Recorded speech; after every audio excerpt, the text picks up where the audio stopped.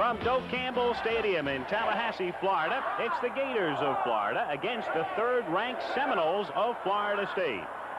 And this ABC Sports exclusive is brought to you by Natural Light Beer. Taste is why you'll switch to Natural Light. By your Sears Tire and Auto Center, home of straight talk, good values, and satisfaction. And by Hertz, the superstar in rent-a-car. It's a beautiful day, temperature in the 70s in Tallahassee. Hello again, everybody. I'm Al Michaels, and welcome to a great intrastate rivalry, a great battle, not only as far as the intrastate aspect of it is concerned, but as far as Florida State is concerned today, they have national championship aspirations. For Florida State to wind up as the mythical national champion, the following scenario would have to take place. Georgia, ranked #1, would have to lose in the Sugar Bowl on New Year's Day to Notre Dame. Notre Dame, meanwhile, in addition to winning that game, would have to lose today. Notre Dame still with one game left on its regular season schedule. The Fighting Irish today to take on the University of Southern California. You'll see that game as the second half of our ABC NCAA doubleheader from the Los Angeles Coliseum. If that takes place, of course, it's all academic if Florida State doesn't win its next two. The Seminoles must win today against Florida to finish their regular season with a mark of 10-1, and then they'd have to win on New Year's night when they'll face the Oklahoma Sooners in the Orange Bowl. So Florida State ranked #3. It's the highest they have ever been ranked, still looking for a possible national championship. So we've got the Seminoles and the Gators coming up from Tallahassee. In just a moment, we'll take a preview look at Florida. I used to run through airports. Now I fly through them. With new Hertz #1 Express service, I fly nonstop from my plane to my car without stopping at the counter. If you ask for #1 Express when you make your reservation, your Ford or other fine car and contract will be waiting at the #1 Express booth. Once again, Hertz puts you in the driver's seat faster than anybody else. I don't think so. Hey, Norm, when it comes to switching to Natural Light, add me to the roster. Tony Jurgensen, good to see you. Did you switch for the all-natural ingredients? No, I switched for the taste. Natural Light tastes better to me. You old quarter horse, you lost a lot of weight. Yeah, look at me. If I'd have been in this shape 5 years ago, I might have even run with the ball. The moves he could have made. Yeah, like the old quarterback sneeze. Yeah. Hey. Natural Light. Taste is why you'll switch. A gorgeous day in Tallahassee. The pregame pageantry continuing on. It's been a big weekend here. A lot of festivities taking place preparatory to the game, and the crowd of 53,000 getting into place. Florida, as you can see, has made a remarkable turnaround. Last season, the first under Coach Charlie Pell, they did not win a game. 0-10-1, the tie against Georgia Tech. This season, a mark of 7-3. And as we take a look at the Florida Gators game by game, you can see they opened up with 3 consecutive wins, then a loss to LSU, then 3 more wins, then a last-minute loss to Georgia, followed by a win over Kentucky, and last week a loss to Miami. Some of the key people in the Florida attack include their young quarterback, a man who took over halfway through the 1980 season for the injured Bob Yuko, and his name is Wayne Pease. Just 18 years old, completing 53% of his passes. Last week in the game against Miami, Pease led an 80-yard march on the first drive, hit Tyrone Young, the big 6'6" wide receiver, with that pass. Good for 34 yards, and then with Young in motion, it was Pease faking the pitch, finding Young for the touchdown, but that did it as far as the Florida scoring was concerned last Saturday in Gainesville. However, Chris Collinsworth, #21, had a good day. The All-America wide receiver has caught 39 passes this season, including 8 last week against the Hurricanes. Chris Collinsworth, #21. But the big story last week, the end of the game. Miami had it in hand, 28-7. And with 1 second left, they regained possession and attempted a field goal. As Howard Schnellenberger, the head coach of Miami, said later, he said it was the rudest crowd he had ever seen. They were throwing objects at the bench all day long, and as a consequence, he was going to teach Florida a lesson. They won the game 31-7, and yesterday I asked Charlie Pell about the end of last Saturday's game. We might have had 24 people maybe throwing stuff on the field last week. I was disappointed in that. 62,000 good fans and, you know, just a few bad ones. I think all of us in college football got to be aware of that. And be conscious. I don't know many places that it's happened before. And what I'm referring to is Coach Snellenberger alluded to the fact that he was kicking the field goal against our football team to get back at those people behind him. And any way you look at it, that still doesn't make sense. Is that some ammunition for you perhaps next year when Florida faces Miami again? You can count on it. Charlie Pell's reaction to the end of the game last week. His Gators, meanwhile, trying to rebound today and close out the regular season with a mark of 8-3. That's a look at Florida. In just a moment, we'll check out the Seminoles of Florida State. Marge? Marge! In here, dear. Oh, wait till you hear what I want for Christmas. I saw it at Sears Auto Center today. Their best timing light on sale for $29.99. Oh, that's nice, dear. Right, I could tune up the car, maybe save some gas. Marge? Yes, dear. Sears has a battery charger on sale, too. $19.99. Oh, I could sure use that this winter. Do you hear me, Marge? A timing thing and a battery gadget. I hear you, dear. Sears, where America shops for value. Welcome to Sears Home Entertainment Sale. Big savings on selected stereos, TVs, and more. Save $100 on this video recorder with high-speed beta scan. Save $70 on this color TV with reliable electronic tuning, one-button color, and touch and tune, just $399.95. Save $50 on this AM/FM stereo system, now only $169.95, with record changer, 2 speakers, both cassette and 8-track. Now at Sears, where America shops for value. Crime coping with a new explosion. A special assignment next week on ABC's World News Tonight. Hello, I'm Victor Borge, and I'm often asked how long it takes to learn to play the piano. Of course, that depends on the individual. But with this Kimball organ and the exclusive entertainer, all it takes is 5 minutes and 2 fingers, and suddenly you are an orchestra. The famous Kimball organ, available at Tedlock Piano and Organ in Northwood Mall. Owned and operated by the same family since 1958.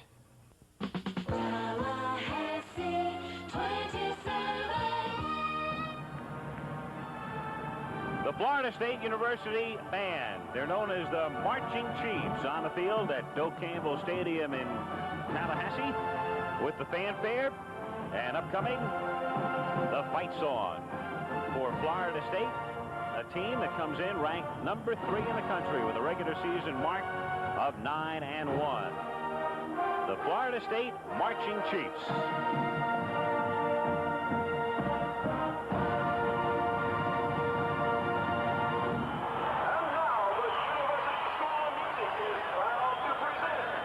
The crowd, 53,000. They expect a new stadium record, and they'll be responding to the Florida State fight song upcoming.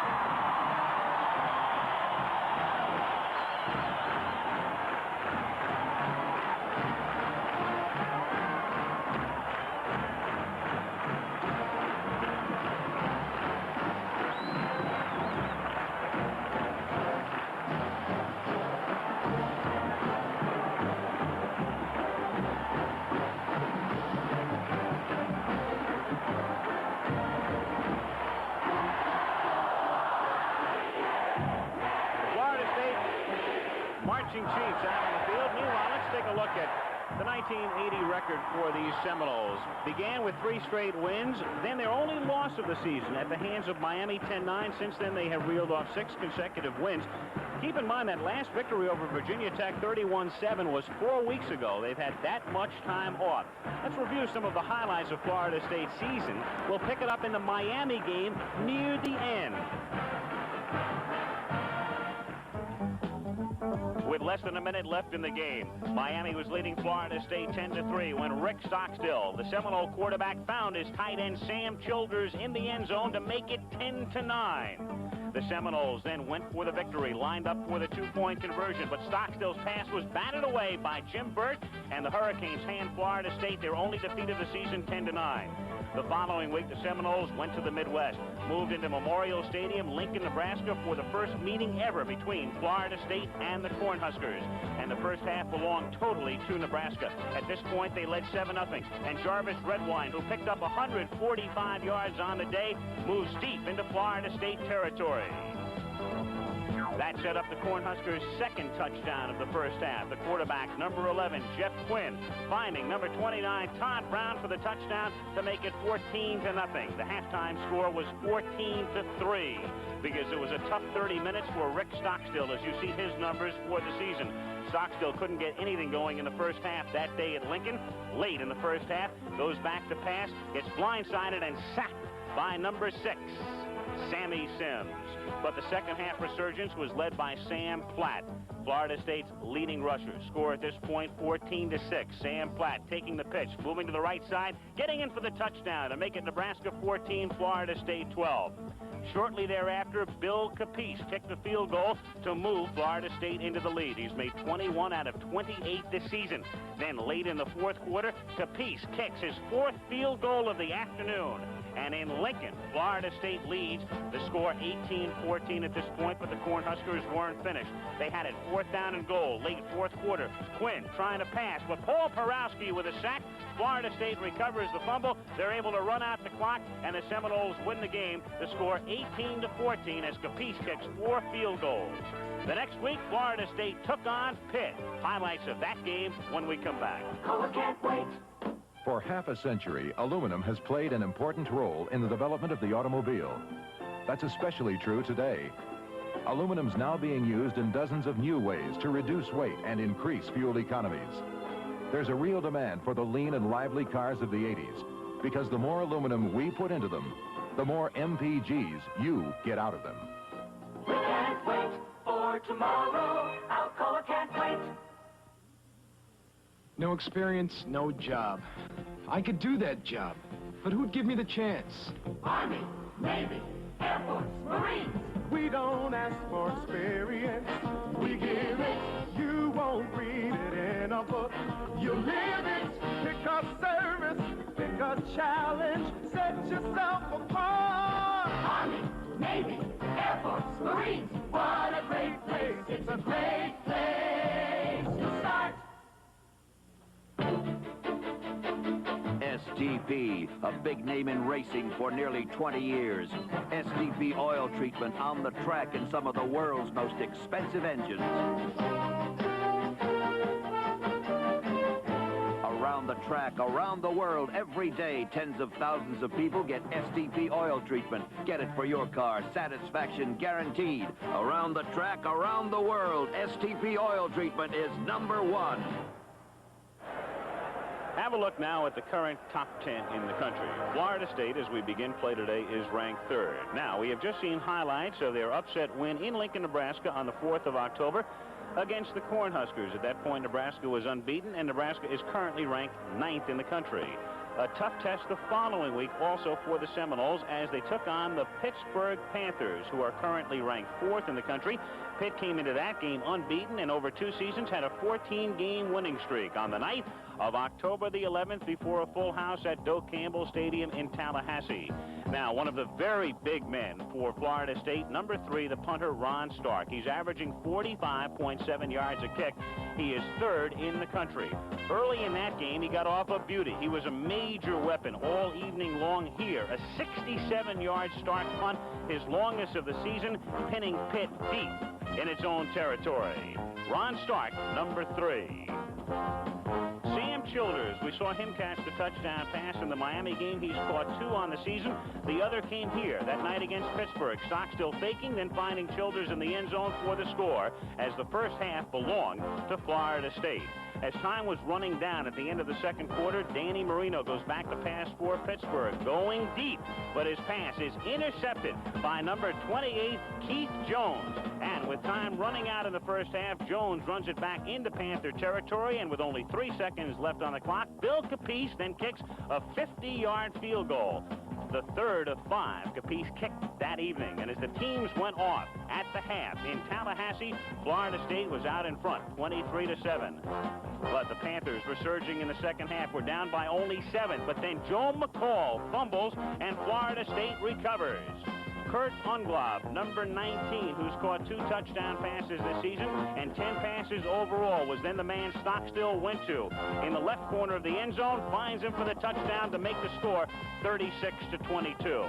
Monk Bonassort, defensive back for Florida State, a native of Pittsburgh. What a great thrill for him as he is able to pick off a pass against the Panthers. That was the 6th of 7 Pittsburgh turnovers that night as Florida State hands Pittsburgh its only loss of the season, 36-22. So some of the highlights from Florida State's 1980 campaign. Coming in today with a record of 9-1. And college football today continues from Tallahassee right after this message. What I know about my car could fit in the glove compartment.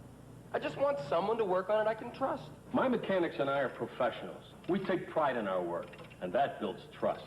I've always figured the best mechanics use quality parts. If a part fails, it's my reputation that's damaged. So I use Napa brand parts.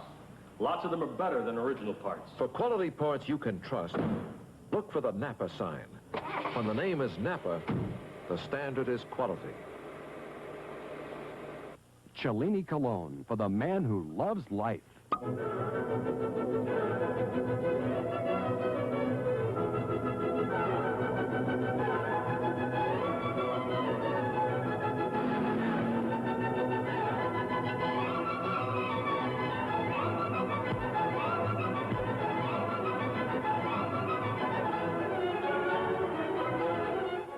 Cellini Cologne for men, created in Italy by Fabergé. You know, oftentimes when we present an interstate rivalry, we tell you that these two schools have met since 1910 or even back in the 1800s. That's not the case here. This is a relatively new rivalry, and the reason is quite simple. Florida's been around a long time as a football power. They first played football in 1906. But keep in mind that Florida State was an all-women's school until the year 1946, and so this rivalry did not commence until 1958. It's been in effect only for 23 years. And as we take a look back at some of the old Florida State yearbooks, you can see some of their athletic teams back in the early 1900s, and I guess at that point the Seminoles were thinking that someday their big rival might be a school like Vassar or perhaps even Smith. Little did they realize that someday they would have a tremendous rivalry with the University of Florida, which is located in Gainesville. The first male was finally admitted to the campus here in Tallahassee in 1946, and then they fielded their first football team in 1947. But it was not until 1958, as I say, that this rivalry did get underway. And of course, in the early confrontations, there was really not a great deal of competition. You can see in 1961, Florida State was able to tie Florida. They regarded that as a major victory. Then they finally won a game over the Gators in 1964. Then Florida started to dominate again through the mid-60s. FSU with a victory in 1967. But then look at Florida, 68, 69, and 70, a victory there. And then through the 70s, and in 1973, Florida won it 49-0. But it all turned around in 1977. State with a win, again in 78, again in 79, and so Florida State comes in today having defeated Florida the last 3 years. And overall, in the 22 meetings between these schools, Florida has won 16, State has won 5, and one game ended in a tie. So we're set now for the renewal of the Florida State rivalry. The Gators and the Seminoles coming up from Tallahassee following this word from our local stations. There are some who never taste glory. There are others who have their chance taken from them. He's a cripple. He's just not very good. And there are those who have the courage to come fighting back. I love you, Rocky. Robert Urich stars in Rocky Blyer's Battle Against All Odds, Sunday.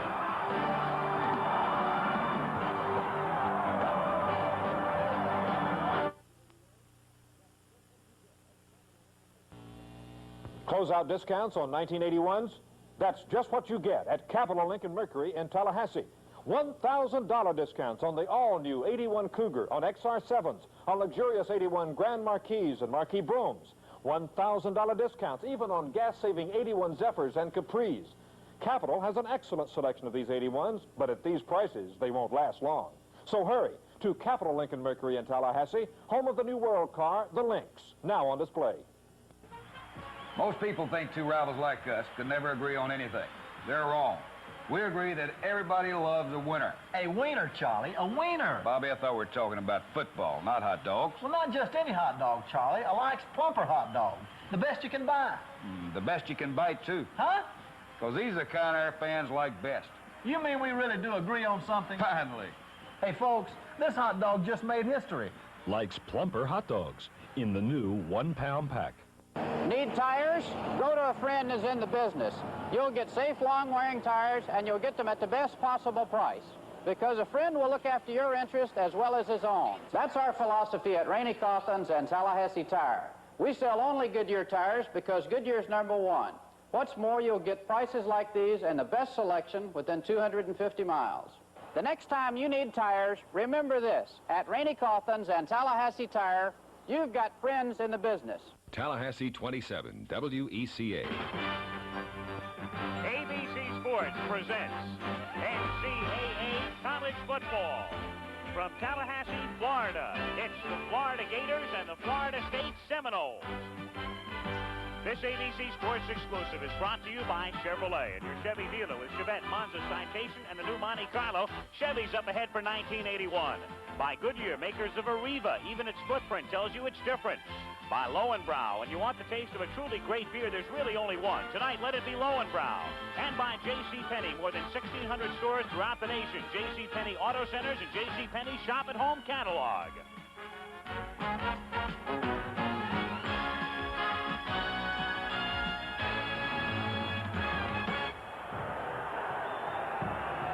We're live from Tallahassee, Florida, as Florida takes on Florida State before more than 53,000 at Joe Campbell Stadium. The Florida Gators on their way to the Tangerine Bowl. They'll be there in 2 weeks in Orlando to take on Maryland. Florida State ranked 3rd in the country. And, of course, they have accepted an Orange Bowl bid to face Oklahoma as the Florida Gators come out onto the field. 7 wins, 3 losses, including that decision to Georgia when they had the game in hand late, but Lindsey Scott caught a 93-yard touchdown pass from Buck Bellew. Coming 7-3, and here come the Seminoles.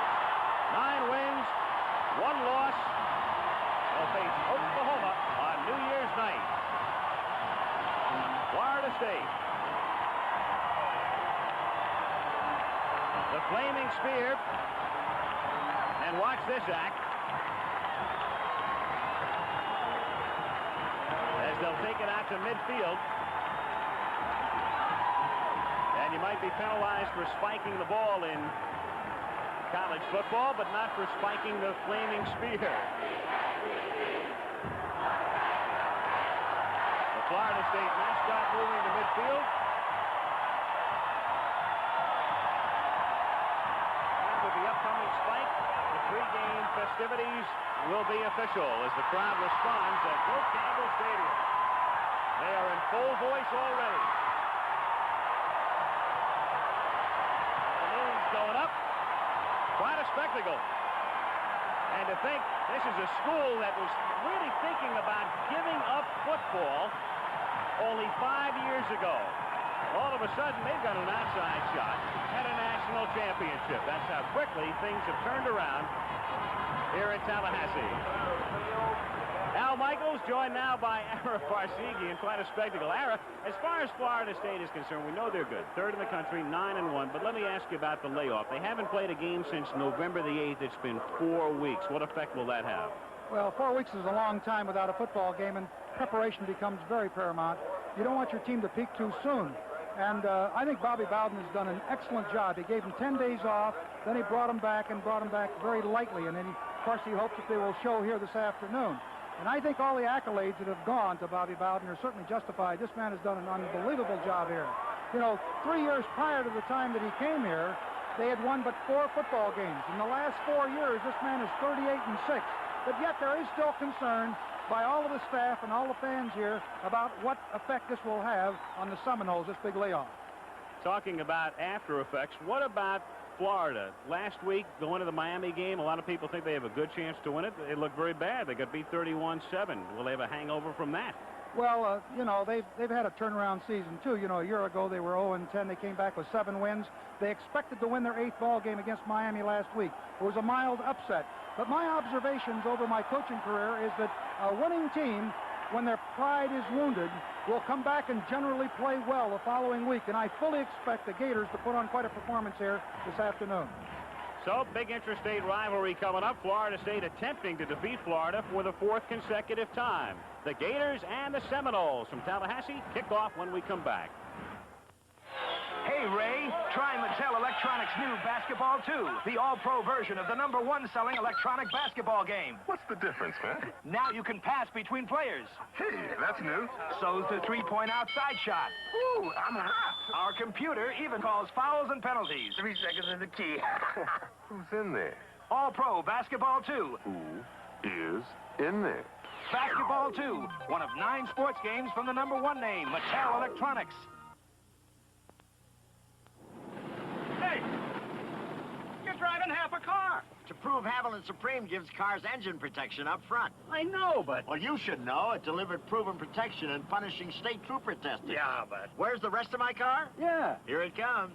To prove Texaco's Haviland Supreme delivered improved mileage, too. Upfront protection backed by improved mileage. That's Haviland Supreme. Do me a favor. I know. Prove how good Haviland is in the next county, huh? You know, this hat is the sign of one of America's largest, most important insurance companies, Fireman's Fund. But right now, we're going to beat the drums for a sign that's even more important to you. It belongs to the independent agents who sell our insurance, who choose from several companies to find the best policy and price. So look for the sign of the independent agents. They work for you to beat the band. In the yellow pages, Fireman's Fund Insurance Companies. Florida State will be kicking off to Florida. Bill Capice will put it in the air, one of the country's premier place kickers. John L. Brown, Ivory Curry are back deep for Florida. And Capice putting this one into the end zone for the touchback. Curry downing it there. Wayne Peace starting at quarterback for Florida. The impressive freshman. James Jones, former tight end, at one running back spot. They go with Doug Kellum at the other. There's the All-America wide receiver, Chris Collinsworth. You've got Spencer Jackson as the split end, number 89, and we'll also see a lot of Tyrone Young. Now, Florida, in its last several games, has been going with a 4-receiver offense, but not now. As they open up, they go with Jones and Kellum. So the first time that they have used this set at the outset of a game in over a month. A flag goes down on the first play as Doug Kellum takes it out to the 27-yard line. And immediately a penalty marker. Looked like Dan Fike might have jumped. And it's a procedure call going against the Gators to nullify the 7-yard pickup. It'll cost them 5 and make it 1st and 15. Joe Wickline is probably the Gators' best offensive lineman. Jim Subers, 248-pound senior. Redmond, 237-pounder. Dan Plonk on the left side at 244, and Dan Fike at 256, a sophomore from Pensacola. Chris Faulkner, the all-conference tight end. At the 15, it's 1st and 15. And again, it's Kellum. Good hold to the 20, to the 25, out past the 30, to the 35-yard line. Keith Jones, the safety, making the stop. So the Gators, who have been going through the air of late, open up on the ground today, Ara. A little different look. Charlie Pell told me they had to establish a running game. A beautiful lead block by Jones on the linebacker, number 39, Herring. And, of course, Kellum makes a real fine game. When you do this against the Seminoles, it's not easily done because they're the #1 defensive team in the country. Ball just short of the 35-yard line. 1st and 10. Pickup of 3 over the right side for Doug Kellum. It'll be 2nd down and 7. Up front, you've got Scott. Then the man to watch really is Ron Simmons, the nose guard. Finished 9th in the Heisman balloting last year, but he's been hurt a good part of this season. Herring is a fine one. Karowski, the other linebacker. And Butler is as good as most cornerbacks in the country, number 21. Good matchup with Butler working on Collinsworth today, a pair of 21s. 2nd down and 7. Gators from their own 37-yard line. The fake to Kellum. Peace goes to the air and overshoots Young at 6'6". The pass too high. Monfonasort covering on the play. Wayne Peace given the starter's role when Bob Yuko was hurt early in the season. Yuko undergoing knee surgery. Peace doing a very good job with the new offense, in particular in that Georgia game. It was quite impressive going with the 4 wide receivers. It was semi-impressive against Kentucky and not impressive at all last week against Miami, so Florida goes back to basics. 3rd down and 7 from the 37. With Kellum in motion, they give it to Jones on a draw, and it does not fool anybody. Number 53, Paul Karowski, reading it perfectly, stopping him for the loss, and the Gators to kick it. There's a good series there. Karowski fired that time, anticipating the pass, and they ran a draw play. He picked it up for negative yardage. Number 2 tackler, Karowski. Mark Dickert, who had been kicking well until recently, to kick. Gary Henry is the single safety for Florida State. Dickert getting the kickoff, and a fair catch is called for and made at the 32-yard line by Henry. So Florida State to take over offensively there for their first series. Rick Stockstill is the quarterback. The junior, Sam Platt, is their leading ground gainer. Could go over 1,000 today. Mike Whiting has been hampered by an ankle injury, but he is now healthy. Kurt Unwab starting at 1 wide receiver spot. 22, Hardis Johnson at the other spot. First down, Florida State at their own 32-yard line. Early first quarter with no score. Platt with a little bit of room and out to the 35-yard line where David Little, Larry's brother, makes the stop. Up front, you've got Ken Lanier. They recruited him from Columbus, Ohio. Greg Fudge, the offensive guard from Ocala. John Madden is the center, no relation. Lee Adams, a senior from Ruskin, number 63. You've got Brannon, 6'4", 260-pounder. And Sam Childers, the tight end, highlighted him in our pregame show, caught 2 touchdown passes this season. 2nd and 7 from the 35-yard line, and it's Pratt again, bunched up in the middle. Picks up maybe a yard. Doc Lucky was among those to greet him, number 72. The Gators defensively with Golden, Galloway, Fisher, Doc Lucky, and Val Brown up front. The linebackers, Little and Jackson, are very good. Then you've got Knight, Vaughn, McKeever, and Lilly starting in the secondary. Tim Grove still bothered and not in there at the outset. 3rd down, 7 from the 35. Give it to Platt again as they stay pretty simple. And Platt gets out close to a first down. May have it, depending on where they spot it. Official moving it back just a bit. They look over and they'll bring the chain out. They're going to measure. The tackle was by David Little, number 50. Very fundamental team, the Seminoles. They just run about 4 or 5 basic plays. They rely on their defense and kicking. And, of course, when they get in good field position, they'll go ahead and throw it. Florida State scores a lot of points, but they really don't have an explosive offense. They pick up the first down. You just said, Ara, they stay basic. What's happened this year, of course, with the number 1 defense in the country, they've had tremendous field position off times, and as a consequence, from time to time, they score 30, 40, maybe even 50 points. Well, the disproportionate yardage that they make, 346 yards a game, and they make they get on the board 33.5 on an average. That's a lot of points for just that short amount of yardage. First down, Florida State from their own 42-yard line. Again, it's Platt, his 4th straight carry, and they deck him at the 43-yard line. That hit made by Fernando Jackson, a sophomore from Blountstown, Florida. So Platt, who came into the game with 954 yards, has already carried 4 times. At the 43-yard line. Good hit there by Jackson. He really flowed over with a play and made an excellent hit. The Seminoles, 2nd down and 9. Florida State has scored 335 points this season, and they've given up only 72. Stockstill on a roll and going down 34-yard line. Hardest Johnson making his 18th reception of the season, and the Seminoles have their second straight first down. Well-executed rollout pass. You see Johnson here drives off the defenders. He really puts on good speed here like he's going to go deep. Look at here. Still looks like he's going deep. Now watch him plant and go to the outside after he's got the defense driven off and turn out. The roll-up by Stockstill is perfect, and it's a well-executed play. First down at the Gator 43-yard line. Flat going to the short side of the field, looking for some room, and they whistle it dead. He moved downfield, but he was out of bounds at the 37-yard line. Sam Platt. Florida State, when they go to the air, they do not necessarily go to their wide receivers with any great regularity. Their leading receiver would be the fullback, Whiting, who's caught 24, and Platt is tied for fourth. He's caught 14. Pretty well balanced, but they really, as you pointed out, relied on that defense. But you can see here, the execution offensively wouldn't suggest that they have missed 4 weeks. Second down, 4 from the 37-yard line. With Johnson in motion, again they give it to Platt on the same basic play, and Platt gets stacked up at the 31 as David Little makes the tackle, and it should be a first down.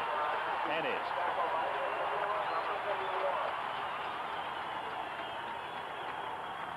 Look at Mike Whiting, number 27. Whiting, bothered by an ankle injury, and the 4 weeks off have really helped Whiting. It was doubtful he could have played even 2 weeks ago, maybe last week had they had a game, but now he's almost back to 100%. Well, that's one of the advantages, they said, of the layoff, if they did get Whiting well during that period. First down, Florida State from the 31-yard line. Stockstill retreating and getting good protection and throwing, and it's batted away. On the far side, Sam Childers was the intended receiver, and Vito McKeever, number 36, who picked off a pass in the Georgia game, batting this one away. McKeever does a great job. You can see the tight end here. Childers will release off the line, and then you'll see McKeever come in here. He's just a freshman. You see 84 Childers underneath. Now watch McKeever come in here and knock that ball away with good ball reaction. Right there. Beautiful defense. Second down and 10. Ball at the 31-yard line. Flat. And they smell that one and stop him for no gain. Ron Coleman reading it, number 92. Senior, 6'4", 252-pounder from Tampa, Florida. Bobby Bowden wearing the headset. And we weren't exaggerating when we said earlier that Florida State, really 5 years ago, they were thinking about just forgetting football. Incredible, and the pre-game response by the fans was really something. Third and 10 from the 32-yard line. Stockstill going to Johnson, and Johnson wriggles his way down to the 27-yard line. Very little blocking late in front, and David Little makes the tackle, and they'll be shy of a first down by about 6. So Florida State will try to put 3 on the board. The line of scrimmage is the 27. And upcoming will be a 44-yard attempt by Bill Capiz, who's kicked 21 out of 28 this season, his longest 50 yards. Kurt Unglaub holding, and Capiz's kick is good. Number 22 for Capiz, 2 more, and he'll set a new NCAA record. 8:25 to go in the quarter. 3-0 Seminoles. Here's to good friends. Tonight is kind of special. The beer. Building inspector. Hey, what are you guys doing here? I didn't believe you two could build your own house. Yeah, well, don't look. It's not finished. Well, I guess we'll just take our low and brown go. Well, maybe one quick look around. When you want the taste of a truly great American beer, tonight, let it be Low and Brow. What are you going to do when you finish this place? Just what I'm doing right now. They wanted you to build bridges over rivers, but you had other plans. And Monte Carlo. Your car is the strikingly new 1981 Monte Carlo, with the economy of a responsive V6 and fresh, clean, sharply sculpted lines. And you'll choose it because you're proud of who you are. You and Monte Carlo. 1981 Monte Carlo, a matter of personal pride from Chevrolet. Bill Capice, with that field goal, now has 22. The NCAA record was just set this season. Obed Ariri of Clemson kicked 23. So Capice coming into the game with 21 and adding one here, and has 51 minutes and 35 seconds to get two more, and he'd love that record. He's come out stated as much, that it means a great deal to him. And he'll be kicking off here to Ivory Curry, number 26, the deepest of the three. Capice put his last kickoff in the end zone. This one in the same general vicinity, but not quite as deep, and fielded up at the 1-yard line to the 10, John L. Brown, and he is stopped at about the 20. John Houston making the tackle for Florida State. So the Gators, the resurging Gators, a team that went 0-10-1 last season, and now they go into the Tangerine Bowl, trailing 3-0, first and 10 at the 20-yard line. As you can see, it's a perfect day, temperature 73 degrees, very pleasant, very light breeze.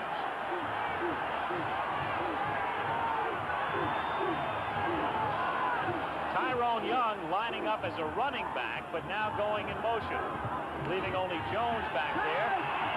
He's rolling, has a little bit of room, and gets out to the 24-yard line where Karowski makes the tackle, number 53. Well, it's a little different look offensively.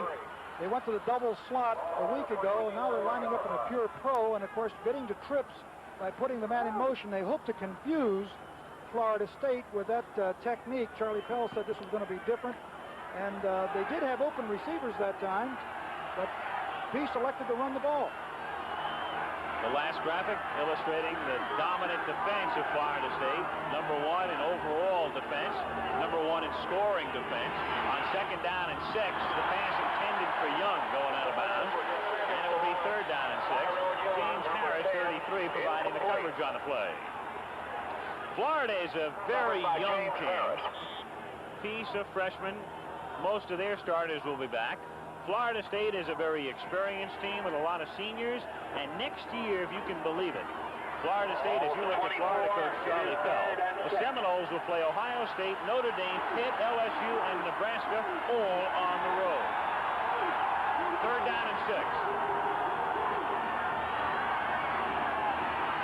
Peace looking for Young again and has it for a first down at the 36-yard line. Tyrone Young played quarterback briefly last year. This year he was suspended at the outset of the season, a disciplinary measure, and Young did not play until mid-season. Keep in mind that he's 6'6" as he comes down the field. A little look-in pattern. Peace throws it well. You see how high he is going to get that ball. It's going to make it tough for James Harris, 33, to get up that high. First down Gators at their own 36-yard line. Florida State leading 3-0 halfway through the first quarter. 44-yard line. James Jones, number 30, sophomore from Pompano Beach, Florida. Converted tight end. Kersey making the stop. Here's the experience difference. You can see it graphically illustrated. You really see it. Look at the senior category, the bottom there, 15-7, and that's why Florida State has been so strong. They're a seasoned, experienced team. The quality of the players on both sides of the line are about even. The difference, of course, is the amount of play they have.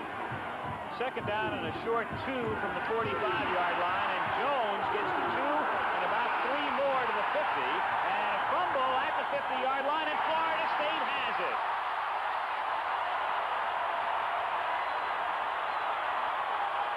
Reggie Herring, number 39, the linebacker, coming up with it.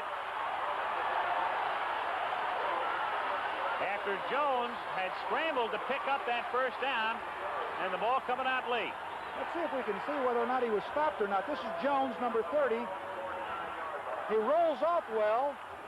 He keeps his balance. Yes, it is a legitimate fumble.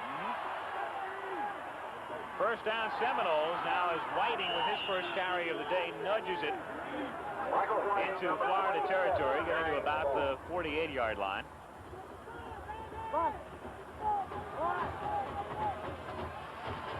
It'll be second down and 8 at the 48. We're talking to some of the writers that follow Florida State. They say don't worry too much if the team doesn't move the ball well offensively. He says they know the defense will hold. They'll finally get field position. So they don't get all shaken up if they don't make a first down.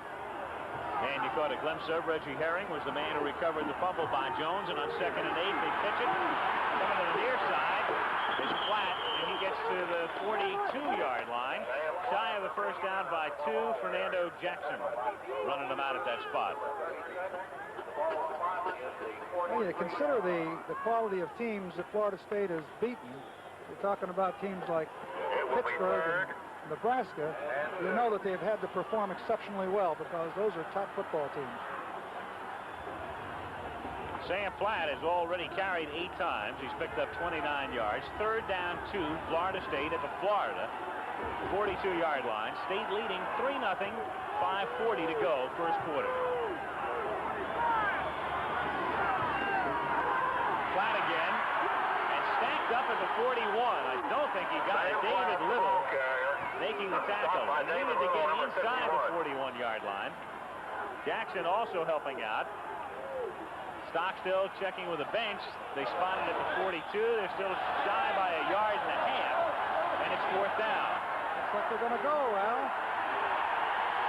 Well, with a defense like that, you know, Bowden's got a lot of confidence in his defense, so he can afford to gamble a little bit, but now maybe he's thinking better of it. He's going to call for a timeout and explore the possibility even further. So timeout called by Florida State. 5 minutes, 10 seconds remaining in the quarter. He'd win it down here. 3-0 Florida State. We'll be right back. Goodyear adds something extra to radials. All-season performance. So radials like Arriva are built for sun, for rain, for snow. Arriva is a high-mileage, fuel-efficient, steel-belted radial. Even its footprint tells you it's different. So why buy a conventional radial when you can step up to Goodyear's newest all-season radial?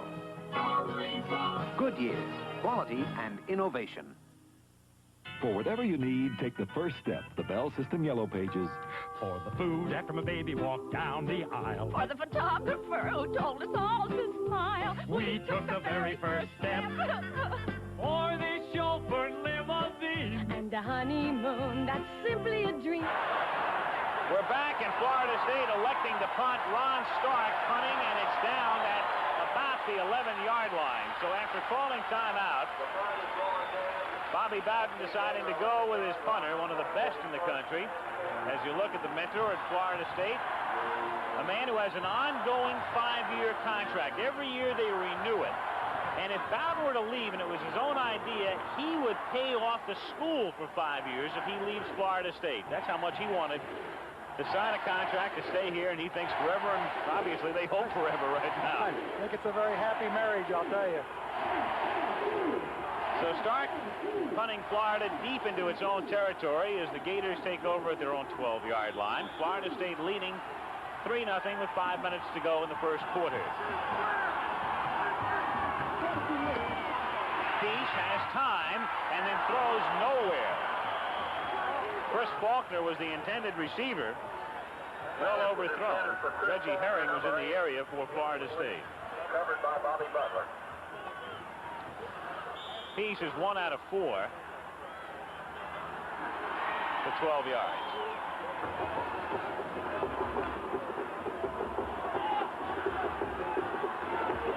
Second down 10. Florida from its own 12-yard line. Kellerman Jones are the running backs. Peace on the option. Catching it to Jones, 15, and run out of bounds at the 17-yard line. Nicely executed by Peace, the quarterback. Little reverse pivot down the line option, and they did an excellent job on it. James Jones, in that offense they've been using the last 3 weeks, and a lot of you have seen 2 of those games. The Georgia game was televised to most of the country, and the Miami game was on last week in the East and South. Jones has been the sole running back in that set. Kellum has played sparingly since October. Third down and 5. They sent Kellum in motion. Peace finding Young out at the 24-yard line, and he draws a crowd but has the first down. James Harris helping to push him back, number 33. But his forward progress will net a Florida first down out of the 24-yard line. Here we see Young again, number 10. They put trips to the opposite side. They got a 6'6" receiver with single coverage. And you see, of course, Bonasart, number 42, and 33, James Harris, finally get him down with some other help. Tyrone Young, great athlete, played last year on Florida's basketball team. First down at the 25-yard line for the Gators. Jones out to the 30. Reggie Herring hit him. Jones, number 30, the ball carrier. Tackled by Reggie Herring, 39. Charlie Pell earlier in the week, and he was concerned about Jones's availability. He had turf toe, which is a sprain of a toe as a result of the artificial surface. It's a very tender injury, but apparently he's recovered sufficiently to play in the ballgame. James picking up 5 on that one. A look at Charlie Pell. Second down 5 for his Gators at the 30. Kellum in motion. Peace looking for Young again. Incomplete, and Tyrone wants interference. He contends that James Harris at Brandon doesn't get the call. I think we've got a good shot of this, Al. As Jones comes down, they faked a little look in here, try to run Harris. They put a little bait on him, but Harris runs with him. Let's see what kind of contact there is there. Well, I'll tell you, it's pretty thin there. They could have probably called it. It's a judgment call, and they elected not to call interference. So back to the 30 on third down and 5 for Florida. Florida State leading 3-0 late first quarter. They send Jones in motion, leaving no running backs. So Peace obviously going to the air and under some pressure and has a man open and finds him at the 40-yard line. It's Chris Faulkner who gets to the 44. The tight end Faulkner, who has been playing out of a guard spot in that 4-wide receiver offense. He's been playing with a pullover jersey the last 3 weeks, but back at tight end today, number 80. 44-yard line. On the play, they had no one in the backfield. Everybody was out as eligible receivers, and Florida State could not cover everyone, and you see Childers right here wide open. And you see Peace gets it to him before he is sacked, and of course it's a first down. First down at the 44-yard line. Peace now 3 out of 7 for 33 yards. And Kellum gets it out past the 45 to the 47. Gain of 3. Simmons was there along with Karowski with a little bit more than 3 minutes to go in the first quarter. So Charlie Pell going back to the basics somewhat as you look at Faulkner, all SEC tight end, but that was based upon his early season performance. He hasn't been eligible to catch a pass of late. But back in more familiar territory today, and he's happy about it. Second down 7 from the 47. Peace going deep, but too long. And good coverage on the play. Collinsworth had no chance. Bobby Butler was back there. And also Keith Jones was covering, double teaming him. Well, he elected to go for the home run, but Peace really overthrew the ball. Chris Collinsworth making his mark. Coming up in the record book, the likes of Alvarez, of course, Wes Chandler, some of the great Florida receivers of the past. Chris earning his own niche. Senior. Should go high in the draft. Third down 7 from the 47. Kellum in motion. Peace looking for Young. He's out in front. 25 to 20. Tyrone inside the 10. And a touchdown for the Gators. 53 yards to Tyrone Young, who broke in mid-season this year as a wide receiver by catching 10 passes in the Georgia game. He put a great move on Harris.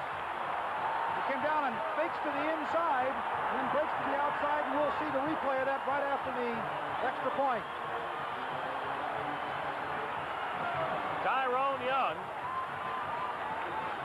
I'll tell you, when you're 6'6", you are an inviting target.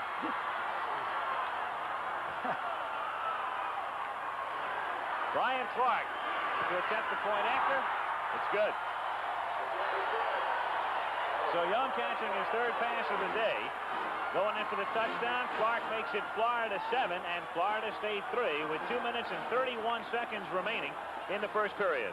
Well, this is a well-executed play. Of course, you see Peace right here. You don't see Tyrone Young. Here he comes into the picture right there, but he has put a move on Harris. Harris thought he was going to run that little look-in pattern again, and he hesitated just momentarily, and this guy just got too much speed, runs right by him, takes in the ball from Peace, and a great and well-executed touchdown pass. Now, here's the view of it right here. You see him put that move right there. Harris brought the package to go inside on the look-in, and it was too late. He made the big mistake, and there was 6 points on the board, and of course, with the extra point, it's 7-3. So the Florida Gators move out in front. 2 minutes and 31 seconds remaining in the first quarter at Tallahassee. Gators by 4. For whatever you need, take the first step. The Bell System Yellow Pages. For the food after my baby walked down the aisle. For the photographer who told us all to smile. We took the very first step. For this chauffeur limousine. And a honeymoon, that's simply a dream. We took the very first step. The first step puts you steps ahead, saves time, money, energy. So let your fingers do the walking. It's the very first step. The first step. Because they're fun, high school activities attract millions of participants each year. School activities help boys and girls develop physically and emotionally, too. The National Federation of State High School Associations urges you to support this valuable part of education.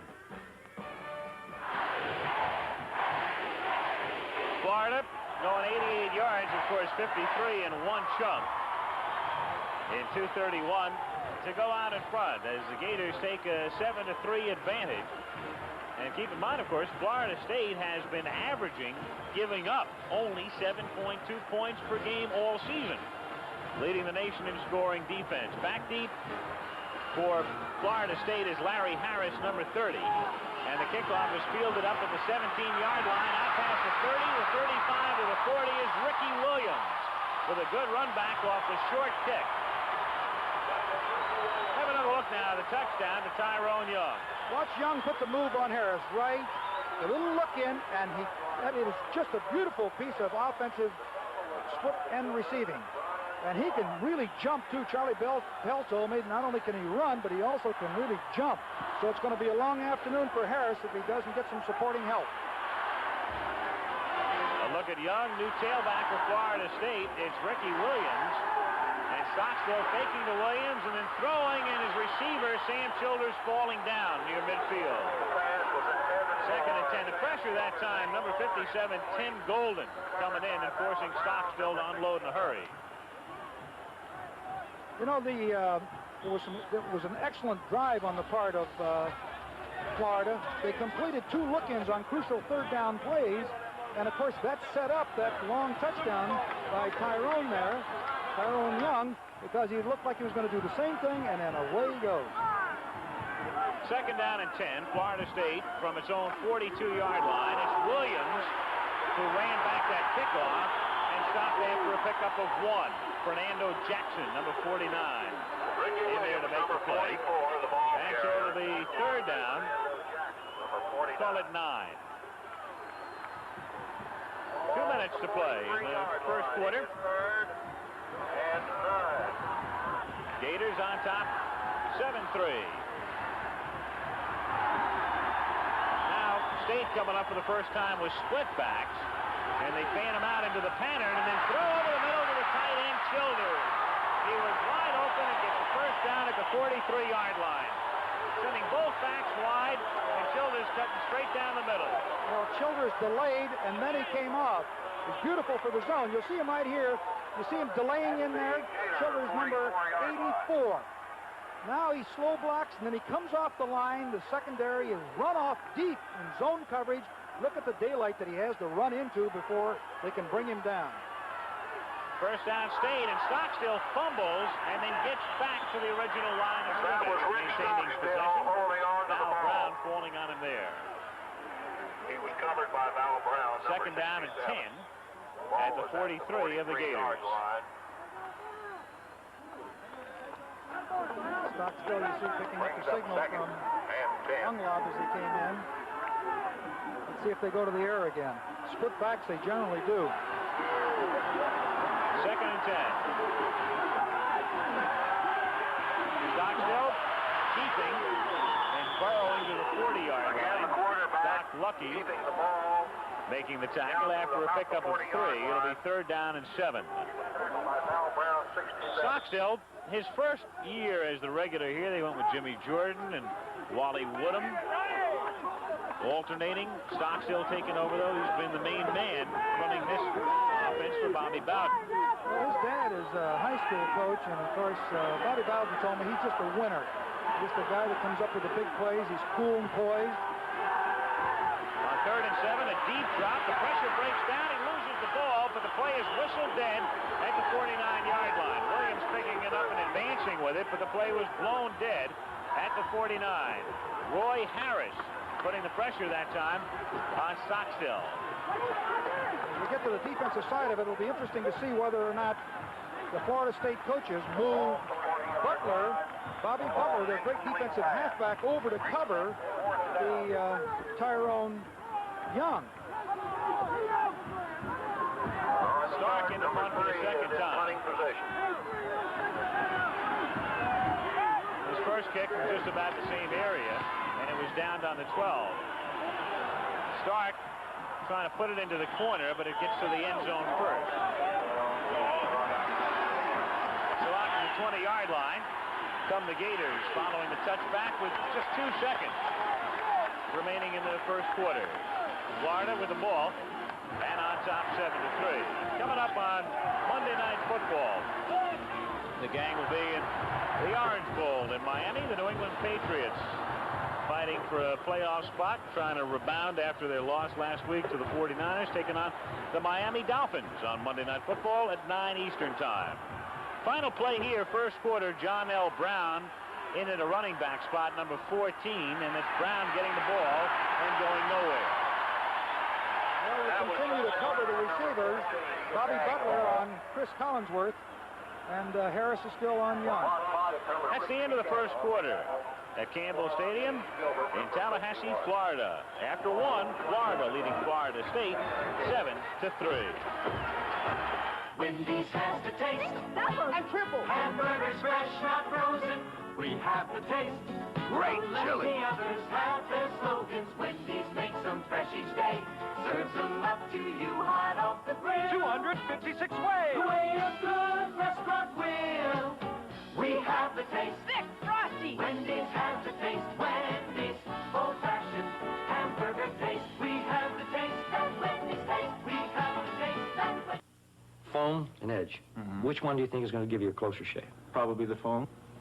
Foam. I wouldn't know the difference between one and the other. We asked each man to test foam on one side, edge on the other. Edge is not a foam, it's a gel that lubricates better than foams, lets you shave close. In your honest opinion, which side gave you a closer shave? The edge side? The edge side. The edge side. Without a doubt? Yeah, without a doubt. Edge tests show most men agree. Edge lets you shave closer than foams. I got a better shave with the edge. Okay, which one? The famous alligator or the fox from J.C.Penney? The alligator sweater has that great fit, comfort, quality, and easy care fabric. But so does the fox. The alligator comes in all these terrific colors. But so does the fox. And a fox for golf, too? So what's the difference? About $5 less. See you later, alligator. As we start the second quarter, you're looking at Ron Simmons, who is on the bench right now. Ron Simmons had his ankle taped up. He hurt his ankle earlier in the season, in the very first game, as a matter of fact, against LSU. Then missed a couple of games and has come out for this series. As play resumes in the second quarter, it's 2nd down and 10, Florida from the 20. Tyrone Young gets out to the 29-yard line. Tyrone, a receiver, he can run, and last year he played quarterback some of the time. He's doing it all, isn't it? First he's a threat when he comes around the corner. He's a quarterback and throw the football beyond his running ability and receiving ability. Here, he's looking for the possibility of a running pass.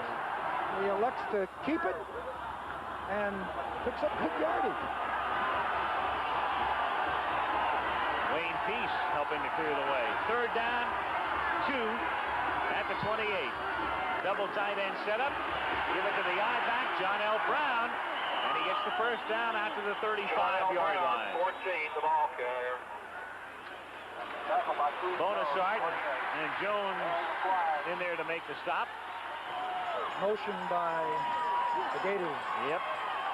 Penalty marker back at the 21-yard line, which may nullify the first down and will. Because of illegal motion.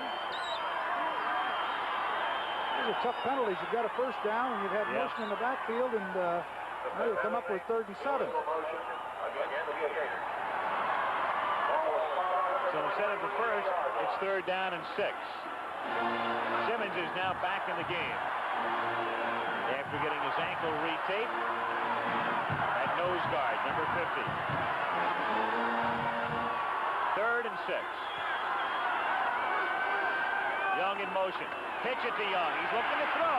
Tyrone going deep, and it will be picked off at the 40-yard line by Bobby Butler. Collinsworth, the intended receiver, but Young's pass too long, overshooting Chris by about 7 yards, and Butler right there. Wasn't fooled at all. Well, they tried to set it up with that pitch sweep on the previous play. They come back with the same thing. Here you see Collinsworth, number 21, pauses and goes. And the ball is thrown, but it's thrown too long. No open receiver and intercepted. The Seminoles get it back at their own 38-yard line. Florida leading 7-3. Early second period. Williams, a yard, maybe 2. Ricky Williams, number 44. Fernando Jackson making the tackle. Fernando Jackson, number 49. Florida defense is playing very well. Reacting well to the ball. Coverage has been good.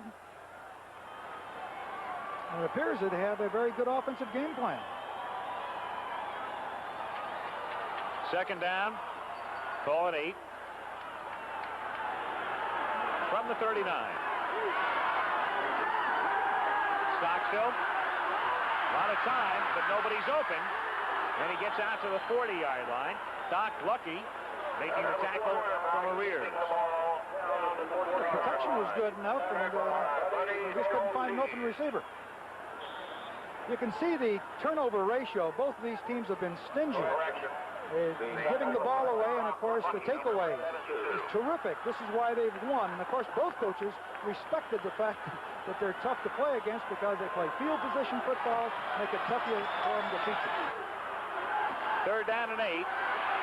Stockstill under a lot of pressure, and it's intercepted. The tip pass is picked off by David Little, who gets it back to the 36-yard line. Sam Childers got a hand up, and that's all. And Little puts Florida in good shape. Robin Fisher was the man who came flying through to pressure Stockstill. There you see right here, Little. I think Stockstill would like to have that one back. There was a lot of people around the intended receiver. Overthrew the ball, it was deflected, and of course you see Little here, All-American. Great football player, intercepts the ball and puts Florida in great field position. The Gators at the state 36-yard line. 1st and 10. Kellum. A gain of 5 to the 31. Borowski there to make the stop. Tackled by Paul Borowski. Well, they're establishing that running game that Charlie Pell was interested in doing. He felt that they just hadn't run the ball effectively enough, and unless you pick up 4 and 5 yards on the first downs, why, that's very helpful to the offense. Second down, 5. Florida at the Florida State 31-yard line. 12 minutes to go in the half. Jones.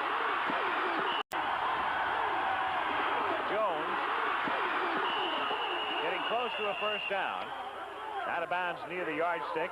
James Harris covering on the play. Charlie Pell turned the program around at Clemson. Before that, he was at Jacksonville State, that school located in Alabama. Did a fine job there. Now in his second season at Florida. Winless last year and seeking his 8th win this year. They're shy of a first down. 3rd down, less than a yard. At the 26. 2 tight ends. And they give it to Kellum, and he nets the first, getting to the 23-yard line. You know, Al, one of the strategies here that is very effective, of course, with Florida is I'm sure that Florida State worked during that period of time in defending the double slot and anticipating nothing but pass, pass, pass. And here they come out, Florida comes out, and they work on their running game, and they've been doing it effectively. So that change of pace, plus the layoff, may have had some effect on this team. I'm talking about Florida State. Florida at the 23-yard line. And again, it's Kellum. And he's driven back, but they'll give him forward progress just about to the line of scrimmage. Do you think that Bowden really felt that Florida would come out with the same offense they've been using in the last 3 weeks, Arrow, or do you think that he knew that Florida might go back to more of the basics? Well, no, I don't think he thought they was going to go back to this running attack, which Pell wanted to establish. I think that he felt that they would come out in some different formations because they had done a lot of that, but anticipated trips one way or the double slot, and basically the concept of 4 receivers and throwing it. Second down, 10 to the 23-yard line. That's Kellum going in motion. And they give it on the draw to Jones, and he's wrapped up on a great play by Porowski, who underwent an appendectomy earlier in the season, and then literally played in a game 10 days later, just for one play, and then came back almost full-time 17 days after the surgery. He's really a tough kid. Watch him fire here, number 53. He comes right through the gap. It's a little delayed draw. He smells it out beautifully. You see Jones getting the ball on the draw from Peace, and here's Porowski coming right in before he has any chance at all. And as Al pointed out, he had an appendectomy, and I think that Bobby Bowden had to run him off the field. I think it was 10 days afterwards. He was out in full pads wanting to play. So Porowski makes the play here. Florida is going to take a timeout with 3rd and 17 upcoming. 10 minutes to go to the half. Florida by 4. I'm feeling 7-Up. Sharing styles, sharing smiles, feeling 7-Up. It's a crisp, refreshing feeling. Crisp, clear, and light, so clear, and memories turning 7-Up. And it sure feels right. Now you see the ball, now you don't. Look at my hand now. What? Feeling 7-Up.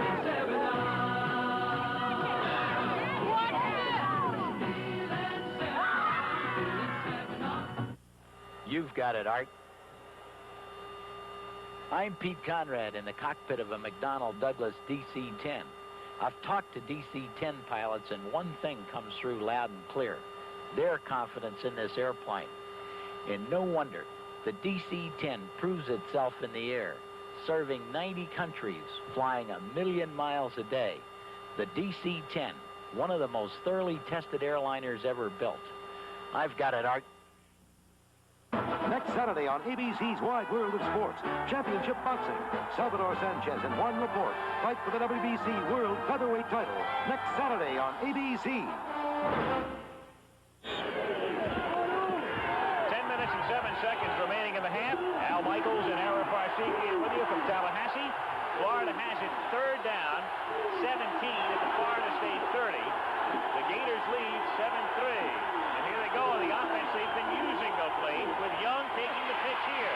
Tyrone's not going to throw it this time. Turns the corner inside the 25 and run out of the 22-yard line by Keith Jones. He's some kind of an athlete, isn't he? He's doing it all. Here it is. He just a sweep again. Look at the way he's holding that ball. It's a little dangerous. Got to put it away. There he is. He puts it away. He gets hit, but for 6'6", you know, he can really stride out. So on 4th down, they'll attempt a field goal from the 28-yard line. It'll be a 38-yard effort by Brian Clark. And the kick is and good. So Brian Clark with 4-point. And the field goal here coming with 9:55 remaining in the second quarter. Well, I think Stockstill, as I pointed out, would like to have had that ball back after he threw it. Generally, his judgment is excellent, but I think on that occasion, he made an error there, throwing right into trouble, and, of course, the interception that led to this field goal. It's the first half of our NCAA doubleheader, and the second half, the great rivalry continues on. It is dear, of course, to the heart of my colleague today, Notre Dame and USC from the Coliseum to wrap up the regular season. Well, there'll be 90,000 or plus in that stadium again. I know what it feels like. It's something. Steve trying to avoid a 3rd straight loss. And, of course, for the Irish, it's Dan Devine's final game in the regular season. Larry Harris, number go on to 30, the is Sugar deep Bowl for the to beat Seminoles. Georgia Day. 10-3 Florida on top as Brian Clark kicks off. Larry Harris fielding it 8 yards deep and not coming out with it. They'll put it down to the 20 and stay trailing by 7. We'll start from there. There's Wayne Peace, the freshman, on the young Florida team that has been molded by Charlie Pell last year. Looking for their 8th win of this season, and one more still to go because they'll face Maryland in the Tangerine Bowl in Orlando in 2 weeks. Certainly looking good thus far in this game. The Seminoles at the 20. 1st and 10. Stockstill incomplete out of the 25, intended for Sam Childers. Covered on the play by Tim Golden, number 57. The pass was intended for Sam Childers, incomplete, covered by Tim Golden. 2nd down and 10. Ricky Williams in again at the I-back spot. Flat started, but Sam right now on the bench.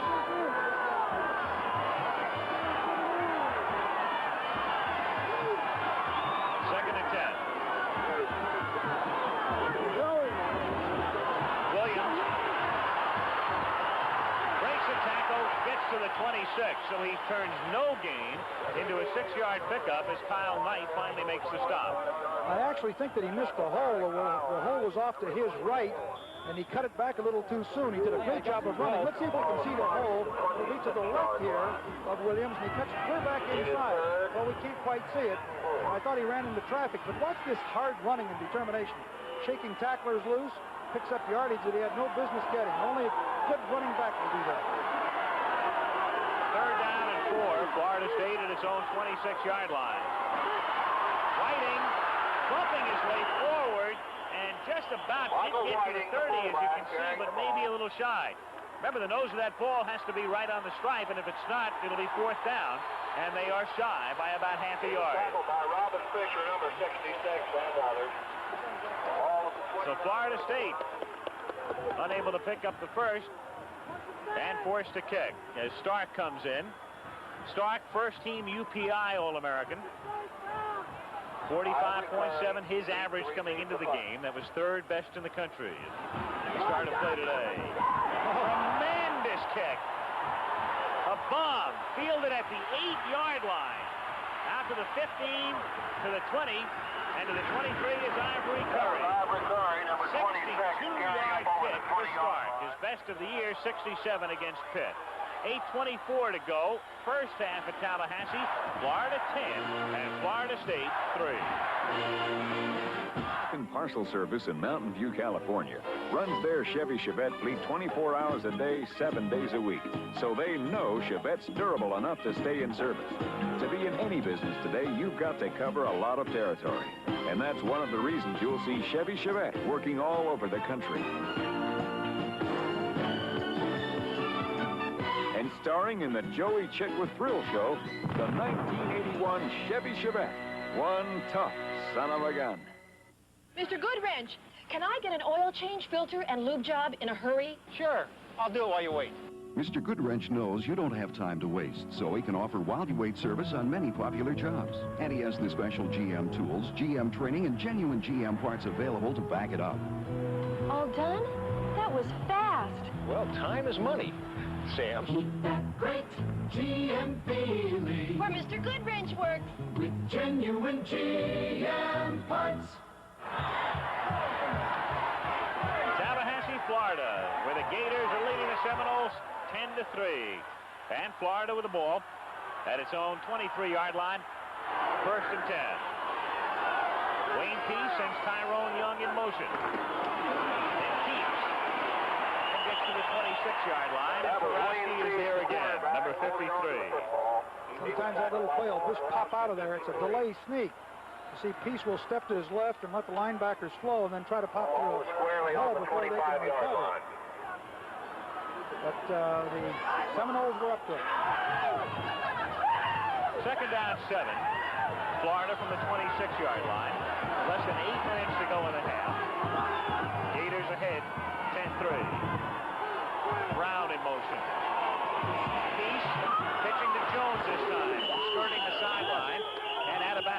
the 30-yard line. Flag is down at the 24. There's a flag on the flag.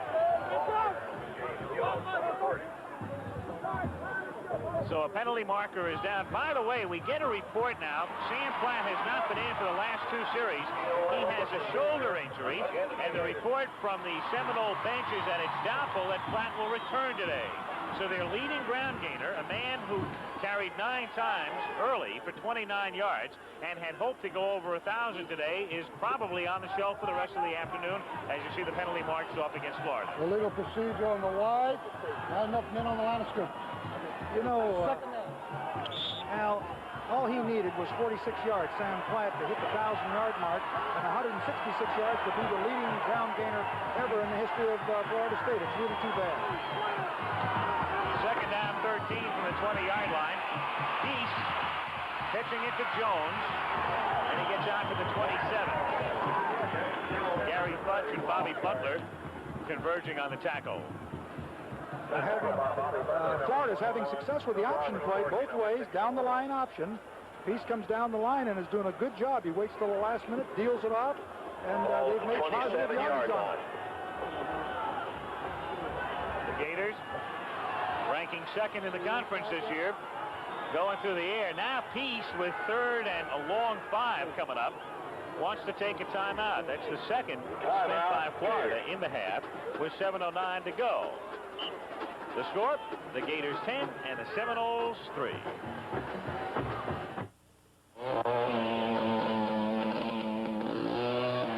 Now comes Miller time. The flag is dropped, the race is a memory.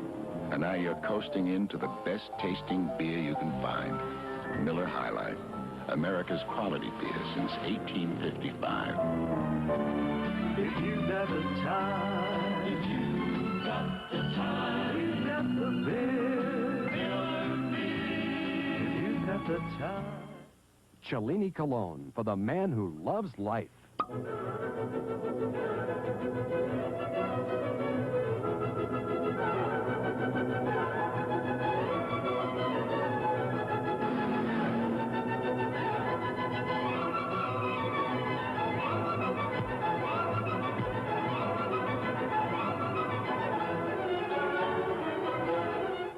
Cellini Cologne for men, created in Italy by Fabergé. The American Football Coaches Association endorses ethical recruiting standards. The AFCA supports the student-athlete seeking academic and athletic information, trying to improve the college selection process. Join its efforts by becoming fully informed. It's important to you. Doak Campbell Stadium, Tallahassee, Florida. Packed, 53,000 looking on. Florida with third down and 5. At its own 28-yard line, John L. Brown goes in motion. Peace pitching it to Jones. Jones looking for the first down and gets it to the 34-yard line. Herring and Bonasort converging on the tackle. I'll tell you, Tyrone Young made a very fine block to allow that to become a first down. He was spread out to the side, he comes right down the field, makes an excellent block.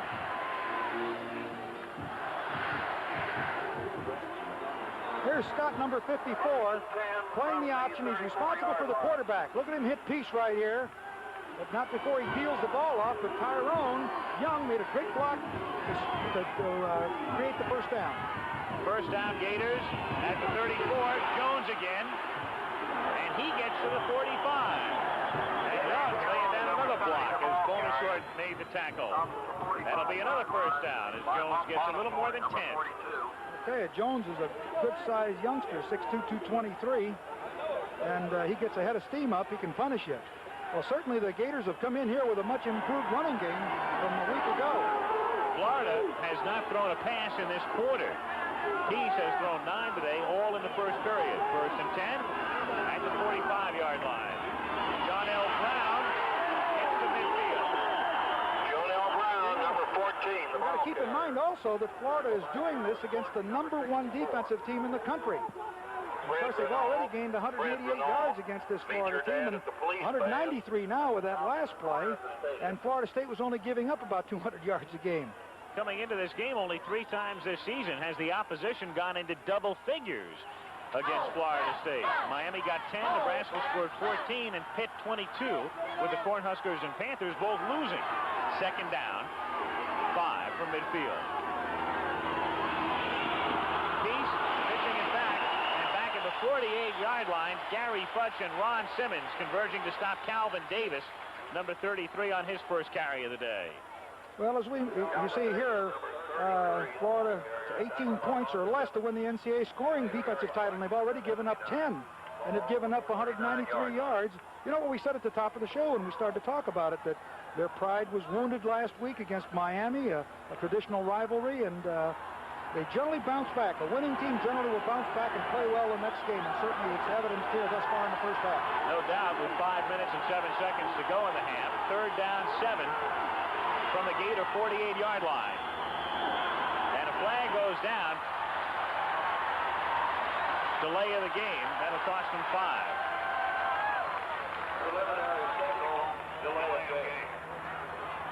Florida, multiple formations, and they signal in the plays, so you're prone occasionally to a delay. The offense, third down. A combination of the open formations and motion and substitutions of the personnel, you're pressing that 25-second clock. Spotted at the 44. Third down, a tad more than 11. Peace going back to Young over the middle. He's got it at the 38 and a first down. Bonasort making the tackle. Beautiful execution by Peace.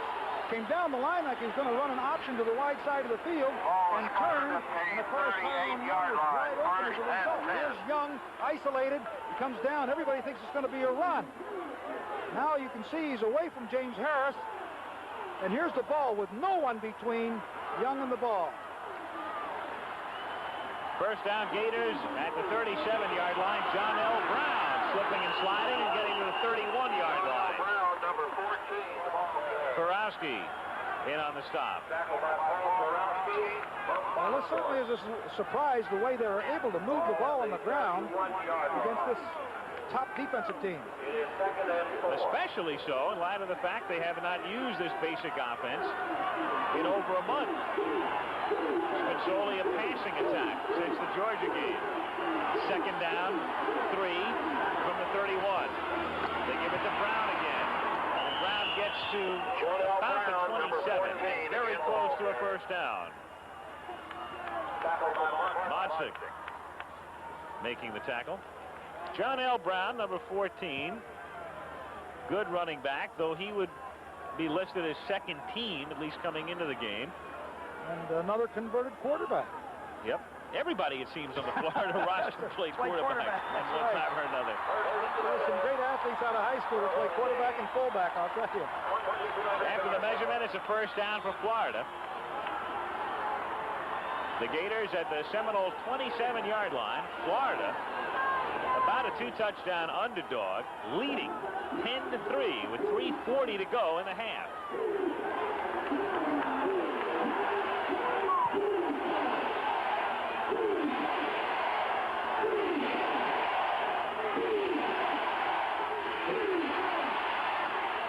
To the 23-yard line goes Brown.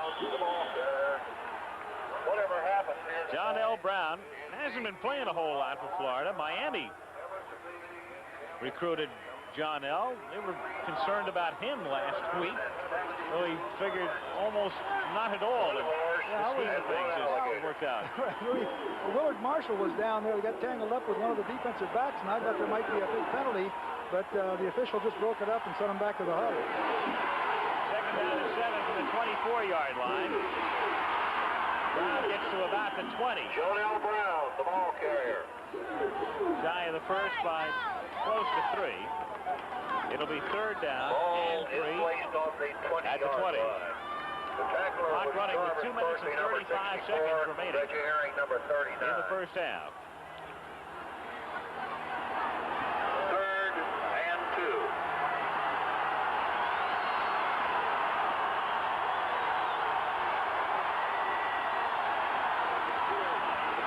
They don't get it. On third and short as Doug Kellum is stopped at the 19-yard line. they need to move it almost to the 17, so it'll be 4th down and a little less than 2 coming up for the Gators. Well, I would be inclined with a 10-point lead to, well, I think he's going to go for the field goal here, or this would be an excellent spot for a gadget play off the field goal, or an excellent place to go ahead and take the risk to go for the touchdown. Because when there's 13 points on the board, you know, 2 touchdowns, of course, and the extra points will beat you. But they're only, let's see, 10-3 right now, 7-point lead, and they're going to go for the 10-point lead. 36-yard field goal attempt is spotted at the 26-yard line, and the kick is good. So Brian Clark has been perfect today. 1 extra point, 2 field goals, and with 1:46 to play in the first half in Tallahassee, Florida leading Florida State 13-3. This Cole's big trouble. What'd you get me? Well, you've been sniffling, sneezing in your head, Stuffy, so I got you some time capsules. But I'm also coughing, aching, feverish. Tonight, I gotta rest. I was supposed to get a sniffling, sneezing, coughing, aching, stuffy head fever so you can rest medicine? That's NyQuil. Relieves everything these capsules do, plus other symptoms they don't. NyQuil. I need some. I'll get some. NyQuil, the nighttime sniffling, sneezing, coughing, aching, stuffy head fever so you can rest medicine. What's Texaco doing in a field of corn? Not growing it. Texaco's making gasohol. It's a mixture of 90% Texaco unleaded gasoline and 10% ethanol made from renewable crops like corn. Gasohol can't replace gasoline, but it can help stretch our available supply. And Texaco's selling gasohol in a number of states right now. Gasohol, one of the ways Texaco is working to keep your trust. The bowl games on ABC. December 27th, the Liberty Bowl. December 29th, the Gator Bowl. January 1st, the top 2 teams in the nation meet head-on for a possible national championship. Georgia and Notre Dame in the Sugar Bowl. Live on ABC. Brian Clark will kick off for the Florida Gators. He has just given the Gators a 10-point advantage. Larry Harris is back deep for Florida State. An angled kick is fielded at the 17-yard line by Ken Burnett. Burnett out to the 27, and the Seminoles will take over there. Florida, total offense with 228 yards already today, exceeding the total yardage, the average yardage given up by Florida State per game all season. Well, that speaks for the effectiveness of the Gators just in this first 30 minutes or less than 30 minutes of this game. First down State from the 27-yard line. Stockstill rolling and keeping, and gets out to the 34-yard line with 1:33 to go in the half. And Florida State with 2 timeouts remaining in the half. Well, the Seminoles came in as a 14-point favorite, and you look at the yardage, Florida has 229 and 84 yards for the Seminoles. On second down, they pitch it to Williams, and he's bottled up at the 34-yard line by David Little, number 51. Under a minute now to play in the half. All-American football player, the number 1 tackler on this Florida Gator team. You see him filling and flowing with the pitch sweep, which is one of the favorite plays. And you see he just turns off, just throws off number 27, Mike Whiting, and goes right through him and makes the play. Great defensive work. Third down and 2, 39 seconds to go in the half. Stockstill rolling. He'll keep looking for the first down, and I think he has it. They'll spot it at the 38-yard line. He does. Fernando Jackson running him down there, and the clock momentarily stopped with 28 seconds to play in the half. So State with 2 timeouts at their disposal, but not running what you'd call your basic 2-minute offense, Era. Well, I think that he feels that he's deep in his own territory. I don't think he wants anything more to happen than it's already happened. I think probably out here at the 38 or 39-yard line, he'll take some chance, although the clock is running again. I guess he's going to go in there and talk to them at halftime. I'll guarantee you they'll get an earful. They didn't go out of bounds in the last play, so the clock running as Stockstill is now going deep, but there's a lot of coverage back there, and it's tipped and intercepted by Vito McKeever again. His second. As Groves tipped it, McKeever came up with the intercept, and and the Gators get it back at the 32-yard line. Well, I think it was a good call. It was an out and up pattern, and with the idea of maybe something will happen, or they just throw it deep downfield. The clock is running out on you. You'll see here that he just runs an out and up. Number 22, Hardis Johnson. And Bruce Bond was on him there. Groves comes in here and deflects the ball, and McKeever steps in and intercepts it right there. Good defense. Florida gets it back, but only 8 seconds remain in the first half, and they'll be content to run out the clock. And any resemblance between the Florida team many of you saw last week against Miami and the team you're seeing here today is purely incidental. What a half for the Gators. So it's halftime at Campbell Stadium in Tallahassee. Florida leading Florida State 13-3. Our halftime activities coming up after this message about an upcoming show on ABC. And a word from our local station. Moments in the making. The challenge of the 80s is excellence, and you'll find it on ABC Sports, the leader in sports television. Start of the second half at Tallahassee. Our halftime score 13-3 Florida. Florida State will be receiving to start the second half. Brian Clark will kick off. Larry Harris back deep for Florida State at the goal line. So the Gators ahead by 10 with Clark putting it in the air. And Harris taking it out past the 15 and buried at the 17-yard line. Seminoles beginning deep in their own territory from the 17. And again, they are minus Sam Platt. Their top ground gainer, he went out early with a shoulder injury, not expected to return. Platt had carried 9 times for 29 yards, so you've got Stockstill, and you can forget Platt for the time being. You've got Ricky Williams at one running back spot. And there are the men up front for Florida State. Childers, the tight end. They put Childers this time in the slot on first down and pitch it back to Williams out past the 20 to the 24-yard line. Hey, Rod! Gain of about 6. Second down and 4. Up front now you've got Tim Golden, the senior at 6'1", 224 for Florida. Galloway for Brandon. Fisher put a lot of pressure on Stockstill in the first half. They tell us Doc Lucky really does bench press 600 pounds. And Val Brown, just a sophomore from Gainesville, home of the University of Florida. Second down 4. Seminoles at their own 24-yard line. Johnson goes in motion, and Williams with a pitch to the short side of the field, and run out of bounds at the 29-yard line by David Little, picking up a first down. There is Little, a close-up of Dave, Larry's brother, Fernando Jackson, sophomore, done his great job this year. Vaughn, the cornerback. McKeever with 2 interceptions in the first half from the 36. Kyle Knight is the rover. And Tony Lilly getting the start at free safety, though Tim Groves does see quite a bit of action, but Groves has been hurt. First and 10, Florida State from its own 29-yard line.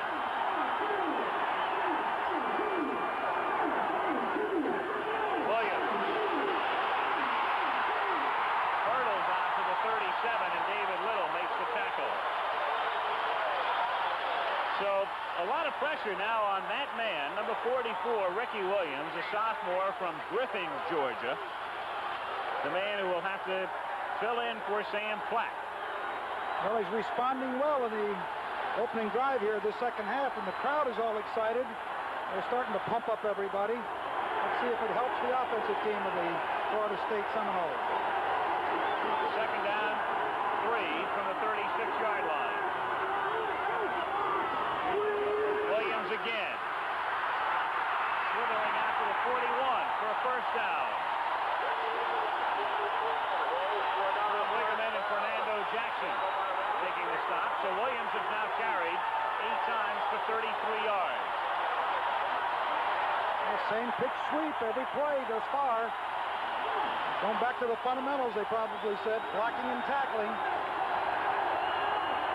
Timeout is now called by the Gators.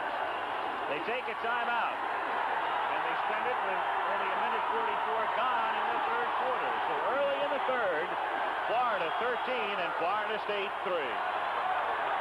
Oh, you want want a show-stopping looker. Right. Chevy Camaro.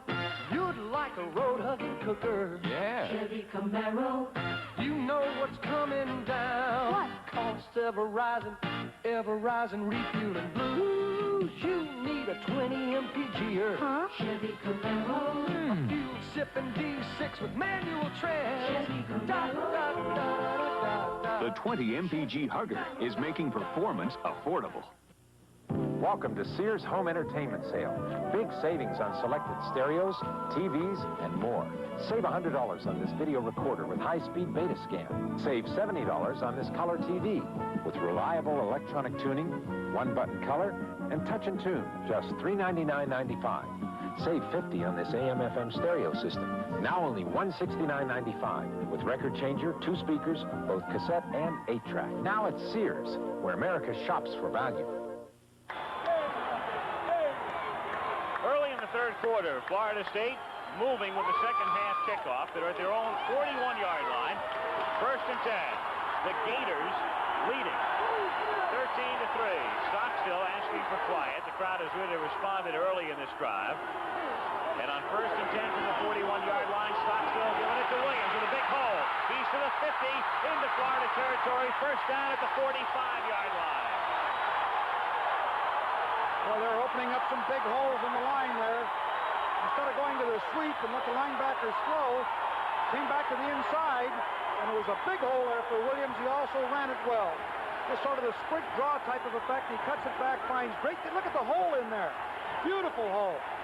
And, of course, Williams is running hard, spins off this tackler, and reaches for another 2 or 3 yards. Ricky picking up 14. It's first and 10 from the 45-yard line. Stockstill runs into Williams this time, and he still turns it into a 3-yard gain. Ricky Williams, 44, the ball carrier. Could have been a negative 6 or 7 yards, and Williams got some yardage out of it. The mix-up back there, they just weren't coordinated at the exchange point. Second down. Spot is the 43-yard line. Called it 8. At the 43-yard line. Williams averaging just a tick under 5 yards per carry. He's carried the ball now 6 straight times. And on second down, he won't carry this time off the play fake. Stockstill with a man open at the 30-yard line. It's Hardis Johnson. David Little providing the coverage and making the tackle. Well, I was impressed with the way Stockstill threw that ball, but here's Hardis Johnson coming down the field. It was a good fake, a draw fake to the inside that held the linebackers, and as a result, there was no coverage between Hardis Johnson and the ball. It was beautifully done. You see Little finally getting back here. McKeever misses a tackle, but well-executed play. First down, Florida State at the Florida 31-yard line. Stockstill on a roll, throwing complete to the 19-yard line, and out of bounds. Again, it's Hardis Johnson, number 22. Bruce Vaughn was covering. Great timing on the play. Stockstill waited until he was open. Here's a look at it. He rolls out. Now watch it. There's a good block thrown in here to get him to the corner. He waits. He has plenty of time. Finally, Johnson makes his move, and he throws it right on the target there. Well executed. And he's close to a first down. They're going to measure. They bring the chains in from the other side of the field. And they do have the first down. So the Seminoles coming out hot in the second half. Johnson, his figures through the 1980 season, averaging over 18 yards per reception. That would be tops on the club. Ball is at 20. First and 10. Williams. No room this time. And stopped at the 22-yard line by Robin Fisher, number 66. Fisher got a lot of penetration that time, and before Williams could get started, why, they nailed it for about a 1.5 yard, 2 yard loss. Second down and 12. Rick Stockstill through the air today. 5 out of 11 for 56 yards. Second and 12 at the 22. Early third quarter. Florida State trailing 13-3.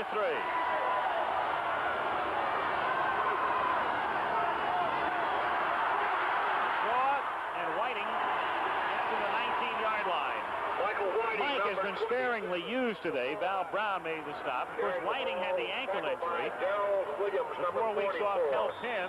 They're minus Platt right now. And you wonder about Whiting in light of the fact, Aaron, that Bowden has used him infrequently, as the Seminoles have an injured player. That's Lee Adams, number 63, the guard. Eric Ryan going in to replace him. Well, Ryan's not a little fella. He's 6'4", 255. But getting back to your point, it could very well be that Whiting's ankle may be a little bit of a problem because he hasn't had the ball very often this afternoon. So the right guard, Lee Adams, on the bench at the 19-yard line. 3rd down and 9. Stockstill with a lot of time, throwing over the middle, and touchdown. He got in. Artis Johnson, number 22, giving the Seminoles 6.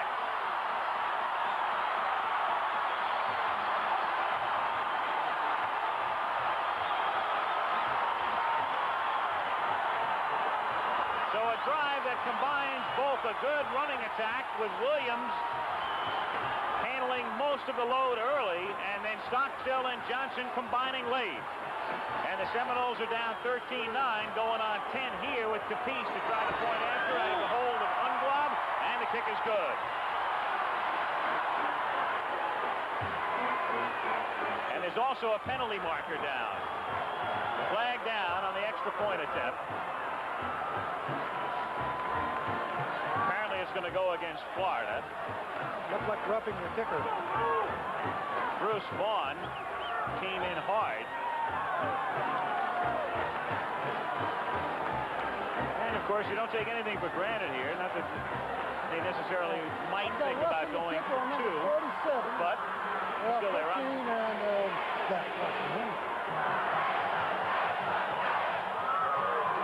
Roughing the kicker on the defense. They'll penalize on the kickoff. The point's good. All right, there it is, straight from the referee, Paul Schmidt. 10-12 to go, 3rd quarter in Tallahassee. Florida leading Florida State 13-10. You know, I love the fresh, clean smell of barley because I can almost taste the Schlitz beer I'm going to make from it. I'm Frank Sellinger. Recently, I came to Schlitz as chief executive. Mostly, I check on the business end.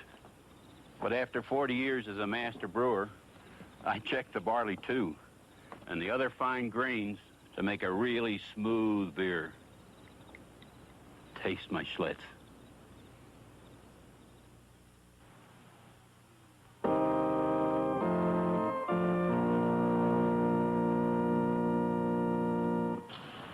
As I've been saying, that's only my broker's opinion. What does your broker think? My broker's E.F. Hutton, and E.F. Hutton says...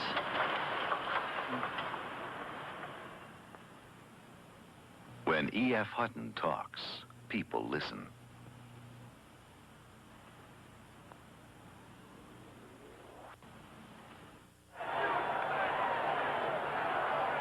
Take a look now at the penalty. You'll see the roughing the kicker call, with Capice attempting the point after, which was successful, but he pays a bit of a price here. Number 47, Bruce Vaughn, right there. Goes into him and roughs the kicker. It'll be assessed here on the kickoff and probably sets up a little onside kick possibility here. He also got some of the holder there, too, Unglob. So the penalty, moving the ball to the 45-yard line, and the kickoff, a fair catch is called and made at the 15-yard line by Tim Groves of Florida. There's a look at the touchdown that Artis Johnson, you see, comes right down the field and breaks to the post. But what I was impressed by, beyond the route and the reception, was Stockstill staying right in there and delivering the ball just perfectly. It's led perfectly where the receiver Johnson can get it for the touchdown, and a well-executed drive and certainly a touchdown pass. Gators now from their own 15-yard line. Florida most impressive offensively in the first half. Centellum in motion. Wayne Peace on a short drop. Throwing, it's tipped, intercepted, flag is thrown at the 30-yard line. That's Reggie Herring. Getting it back to the 14. Reggie Herring with the interception. Let's see what the call is. Tyrone Young is injured on the play. He is down to the 25. Well, it's against the Seminoles. It's against Florida State. They get a victory in that department, but perhaps a severe loss here, as that is Young who gets the attention. Tyrone Young shaken up, but the penalty going against Florida State. Let's see what happens on this play. Peace comes back and just throws a quick little look in right there. Now we're out of the picture there. We can't quite see what happened to Tyrone. And Herring picks it off.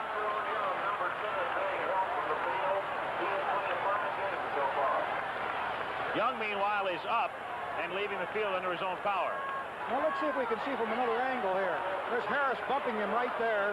Oh, there it is right there. Number 50, I believe Korowski, 53, I think, hit him.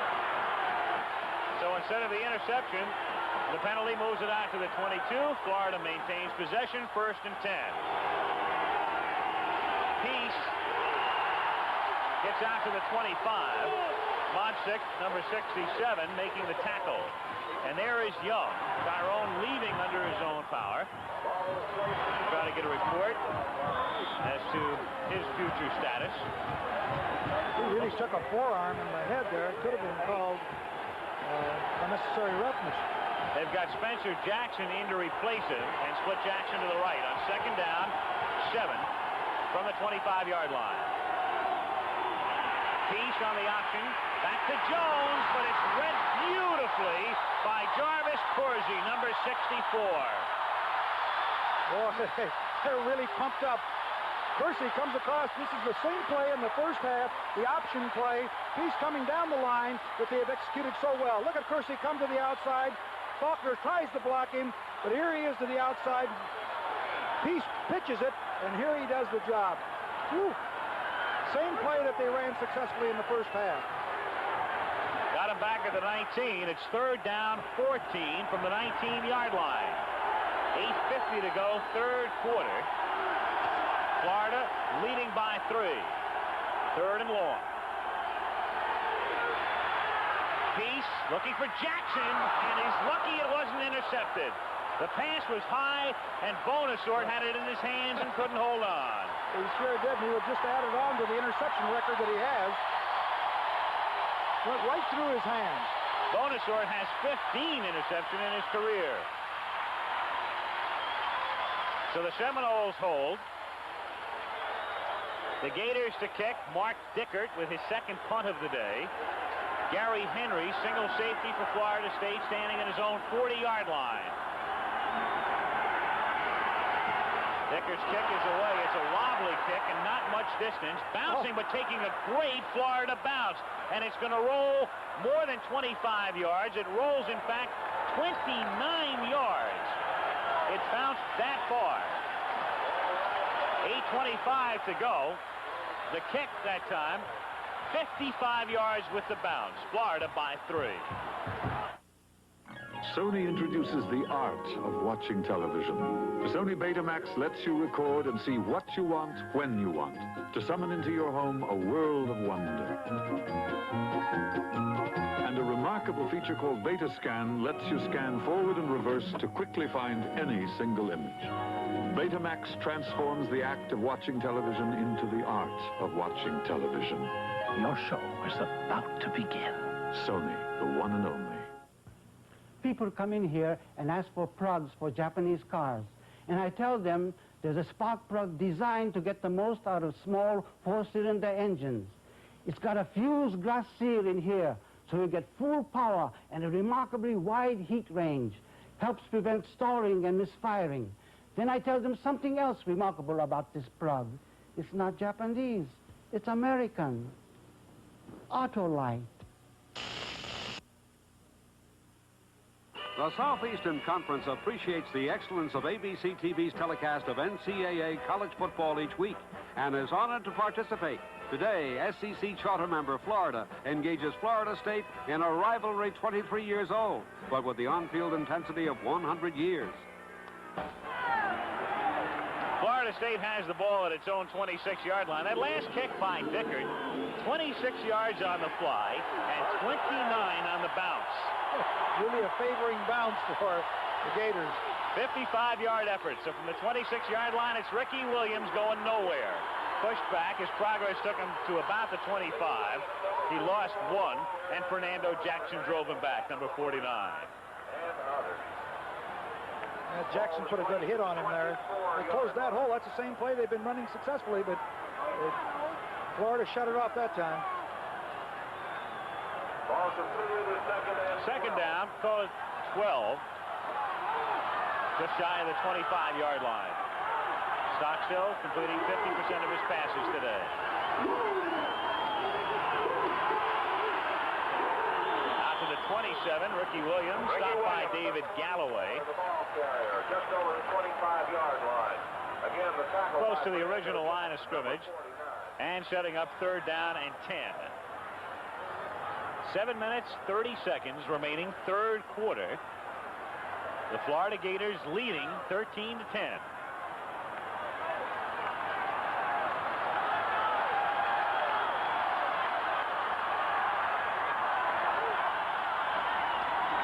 Stockstill. Throwing complete to Williams at the 30. Williams looking for the first down, and I think he's got it. Out to the 38-yard line. With a good effort, Bruce Vaughn made the tackle. Well, that really was a second effort to get the first down. He's got good speed, but he knew where those markers were. There was another delay again. You see Stockstill goes back. Now he's kind of flushed. I don't know whether they're trying to screen here. He runs out to the right and finally dumps it off. Fisher put pressure on him. Here he is with the football. Ricky Williams. Now watch him. This second effort to get the first down. He heads upfield right there. He knows he's got to get up to that line and gets the first down. A real fine piece of running. First and 10, Florida State at its own 38-yard line. The fullback, Whiting, to the 41 and gang tackle. It sure was. It looked like the whole Florida team on him. Mike Whiting picking up 3. Florida State trying to move again. A very impressive drive. The top scoring offenses, there they are. Brigham Young, of course, led by McMahon and the Cornhuskers, Nevada, Las Vegas, and their great quarterback Gentry. You've got Oklahoma, so you'll have the 4 and 5 teams in terms of total offense in the Orange Bowl. Stockstill going to keep it and getting out to the 49, and a flag is thrown. Called it on Whiting, I think. Mike Whiting involved in the play, trying to block and perhaps the clip. So Stockstill with what would be, without the penalty, a first down, and instead the clip. Mike Whiting, number 27, taking the defender from behind and costing Florida State a first down. Big penalty because they had a first down there. Going back to that scoring average we were talking about, you know, the yardage offensively that Florida State has made. Flipping on the offense. Second down. Was not necessarily a total contribution of the offensive unit. It was the great defense. Exactly. And the defense failed in the first half, and Florida made 220-some yards. And, of course, that was the difference. Second down, 18 from the 31-yard line. Ricky Williams gets back about 6 of the 18. It'll be third down and 11. Tony Lilly and David Little making the stop. Clock is running with 5.5 minutes to play in the third quarter. Coming into the nickel defense, anticipating the passing situation.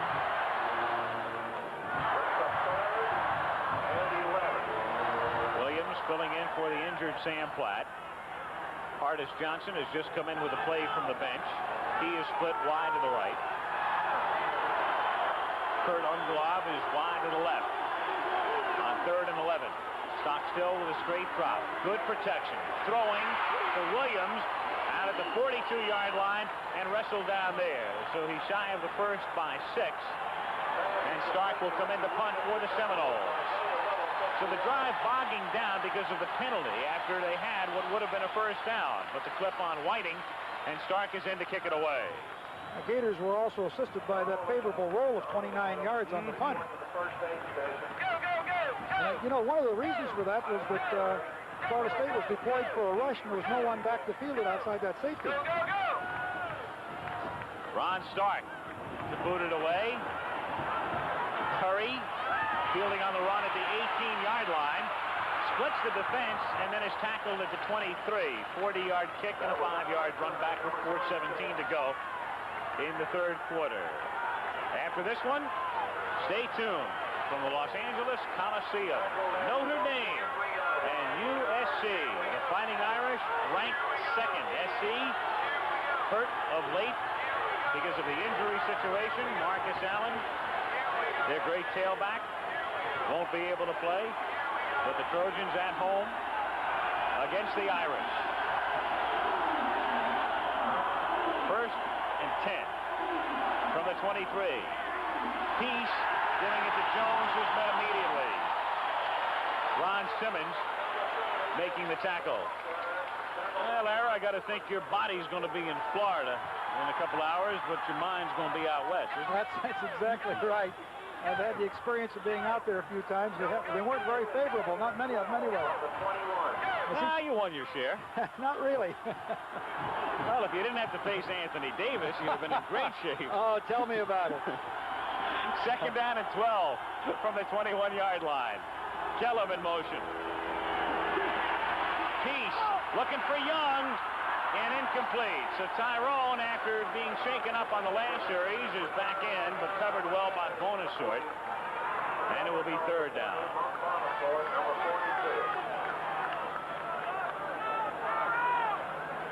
Peace has completed 5 of 12 for 105 yards. Tyrone Young scoring a touchdown in the first half today. Caught 4 on the day.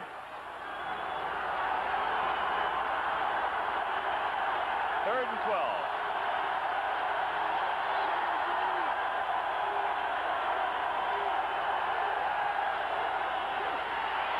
Peace under pressure, scrambling out of the pocket, and down he goes at the 6-yard line.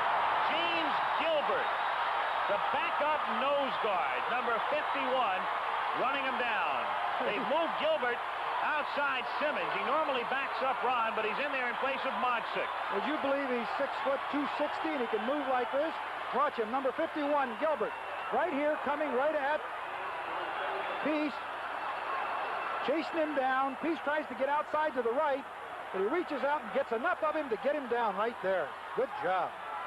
Mark Dickert to punt. Pressure is on, gets this one away. This will go more than 26 in the air. Fielded at the 50, lost there, and then recovered at the 45 by Gary Henry. Big break for Florida State when it looked like the Gators might come up with it. Lawrence Patrick put the pressure on. 2:47 to go, third quarter. Florida 13, Florida State 10. That's Coach Johnson. He's from the college. Looks like he's worried about his problem dandruff.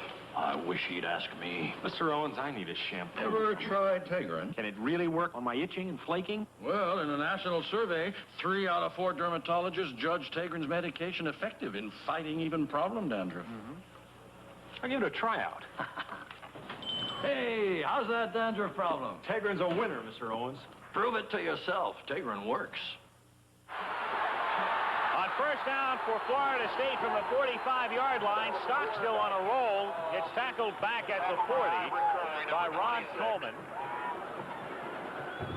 for a loss of 7. So the Seminoles at their own 39-yard line with that much time remaining in the third quarter.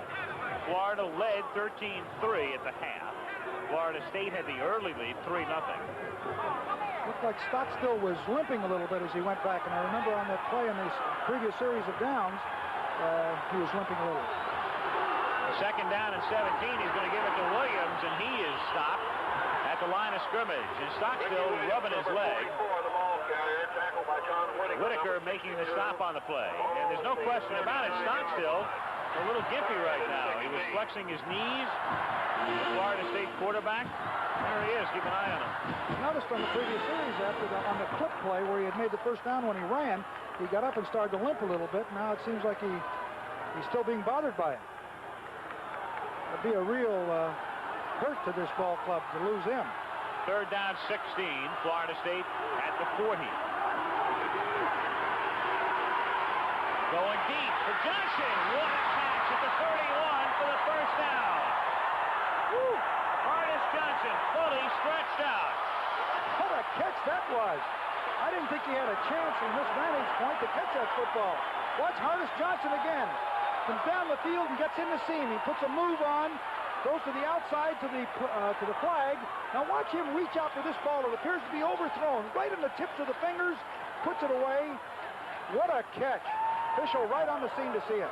So on 3rd and 16, they get 28, and it's 1st and 10 at the Gator 32-yard line. State trailing by 3.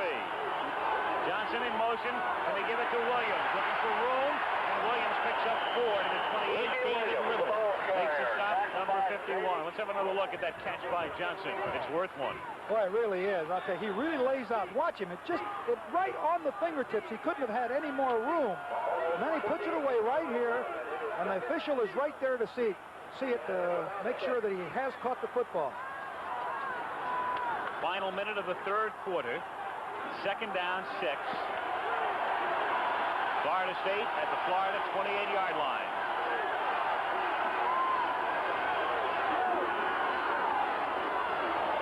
Whiting to the 24, setting up 3rd down and 2. Doc Lucky made the stop. And that should be the final play of the 3rd quarter. You know, I made a little note here on my report. So I was talking to Charlie Pell. I said, you know, who do you fear the most on this ball club, the Seminole Ball Club? He says the most dangerous is Hardis Johnson, and he's become a prophet.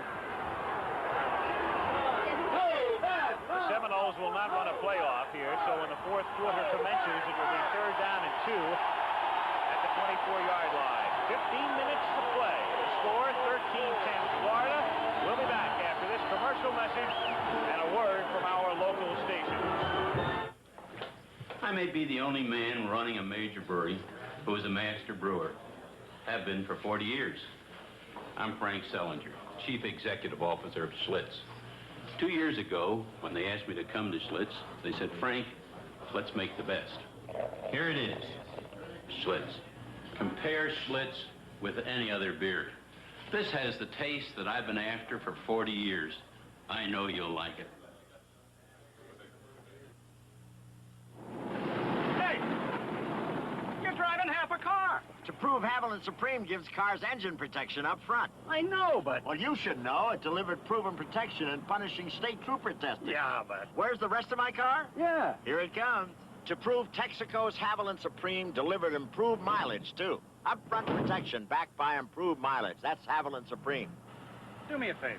I know. Prove how good Haviland is in the next county, huh? War blew away his future, but courage brought Rocky Blyer fighting back. Robert Urich stars Sunday. For North Florida and South Georgia, there is only one television headquarters, Southern Electric in Tallahassee, Perry, and Quincy. Courteous and fair treatment, low prices, and the widest selection in the area to choose from, including General Electric, RCA, Curtis Mathis, Zenith, and even more selection at Southern Electric Television Headquarters, where service is just as important as the sale, and that's guaranteed. For television, it's Southern Electric in Tallahassee, Perry, and now downtown Quincy. To play the game right, you need the right equipment, and the same holds true with saving. That's why at Tallahassee Federal, we supply the equipment you need to get ahead in your financial affairs, like higher interest on your savings, a variety of optional plans to choose from, a dependable team. 4th quarter in Tallahassee. Al Michaels with Ara Parsegian, and look at that. The 4th quarter this season, Florida State has scored 89 points. They haven't given up a point. As our man Fran Tarkenton would say, that's incredible. 13-10 Florida, 3rd down 2, Florida State at the 24-yard line. Ricky Williams looking for the 1st down and has it. Getting to the 20 where Fernando Jackson makes the tackle. Williams is running like a 220-pounder rather than a 170-pounder. He's slippery. He's tough to get a hold of. The sophomore from Griffin, Georgia. We've been watching 2 different games here. Florida controls the 1st half totally. Florida State totally dominating in the 3rd quarter.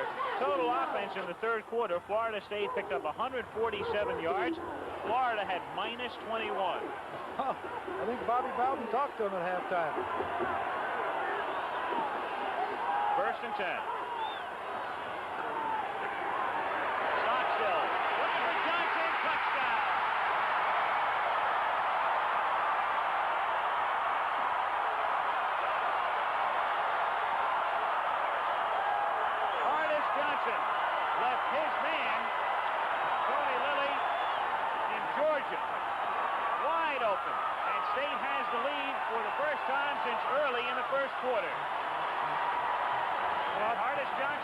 caught 7. Well, I would have to believe that there had to be a defensive error on the part of the Gators. He was so open. It's incredible. The Pieces extra point is good. And so the Seminoles continuing their second half surge with 14:24 to play in the game. On top, 17-13. Stockstill to Johnson. Well, in that Nebraska game, I guess it was 14-3. Now they've done the same thing here. Here's Stockstill comes back. This fakes a little sprint draw to Williams. Gets good protection. Sees Johnson wide open. Nobody around him. Look at here. 51 Little is the closest guy to the linebacker. And we're going to take a look at an isolation here, what happens as he comes down the field. You see him just come right down and then breaks to the seam, and there is no safety man in there. Someone has obviously made an error because you don't get that open. All he did was run a straight pattern right up the field and put Florida State in the lead. Ardis Johnson had caught 17 in 10 games coming in. Today he's caught 7, and the Seminoles lead by 4. This is a modern-day giant. It does the work of yesterday's room-sized computer. Yet it's this small. A new computer-on-a-chip from Bell Laboratories. Technology like this helps our network make home and office communications more reliable and economical. And in the future, will help transmit information services that put data and pictures at your fingertips. The Bell system, keeping your communication system the best in the world. Next Saturday on ABC's Wide World of Sports, championship boxing. Salvador Sanchez and Juan Laporte fight for the WBC World Featherweight title. Next Saturday on ABC. In the fourth quarter, with 14 minutes and 24 seconds to play, Florida State, third ranked in the country, taking the lead 17-13. And the kickoff by Capice, fielded by Curry, brought out to the 20-yard line. Take an isolated look now again at Johnson on the touchdown. It's Kyle Knight, the strong safety, number 24. He must think that he has support behind him because he ignores Ardis Johnson. And, of course, you can see how open he is. Either that or the safety man was lost somewhere. He is not in the picture, and it's obviously an error. But to have a team like Florida State take advantage of it right now shows the kind of abilities that they have. Gators at their own 20-yard line, 1st and 10. Tyrone Young in motion. They pitch it to Tyrone. He's looking for room and doesn't find anything. Ron Simmons making the stop. Well, this has been some kind of a second half. You can see the total offense for Florida in the first half was 228 yards. The second half, minus 23. Second down, 11 from the 19-yard line. And they go to the 4 wideouts. Send Young in motion, creating trips to the left. Peace throwing, and it's picked off at the 30-yard line by Keith Jones.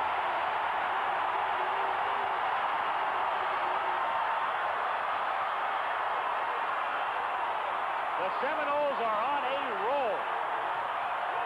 Keith Jones with the interception. Boy, did he do a job. Looked like it was going to be a completion. Looks like he was Nassim. Watch Jones come out of nowhere. Jump in front of the receiver right there and pick it off. The receiver is as surprised as Jones is, I think. What a piece of defensive work. Florida State at the Gator 30-yard line. 1st and 10. FSU leading 17-13. Stockstill giving it to Williams. And stopped for no gain. Ricky Williams, number 44. Take another peek now at the interception by Keith Jones. Well, we won't write at the moment. Don't have it racked up, but Florida State, both offensively and defensively, a monster turnaround in the second half. Isn't it amazing? Just amazing how the complexion of a game and the momentum can shift in it. And we've witnessed it here dramatically from the first half to the second half. Second down and 10. And Mike Whiting is bunched up at the 31-yard line. So the Gator defense Michael Whiting digging in. Lucky and Fisher covering. Well, I thought possibly Florida State might take advantage of that turnover and go for a quick big one, but they have elected to stay on the ground. Keith Jones, the man who picked off Wayne Peace's pass. Peace, by the way, has not completed a pass in the second half. 3rd and 11. Stockstill going deep for Unglav. Knocked away. Covered well. Ivory Curry, number 26, was the man who got his hand on it. Kyle Knight back there to help out. Good coverage on the play that time. 4th down, 11, just inside the 32. So Peace comes in. This is within his range, his longest of the season, 50. This would be a 49-yard field goal for Capice. Who kicks it deep enough, but no good.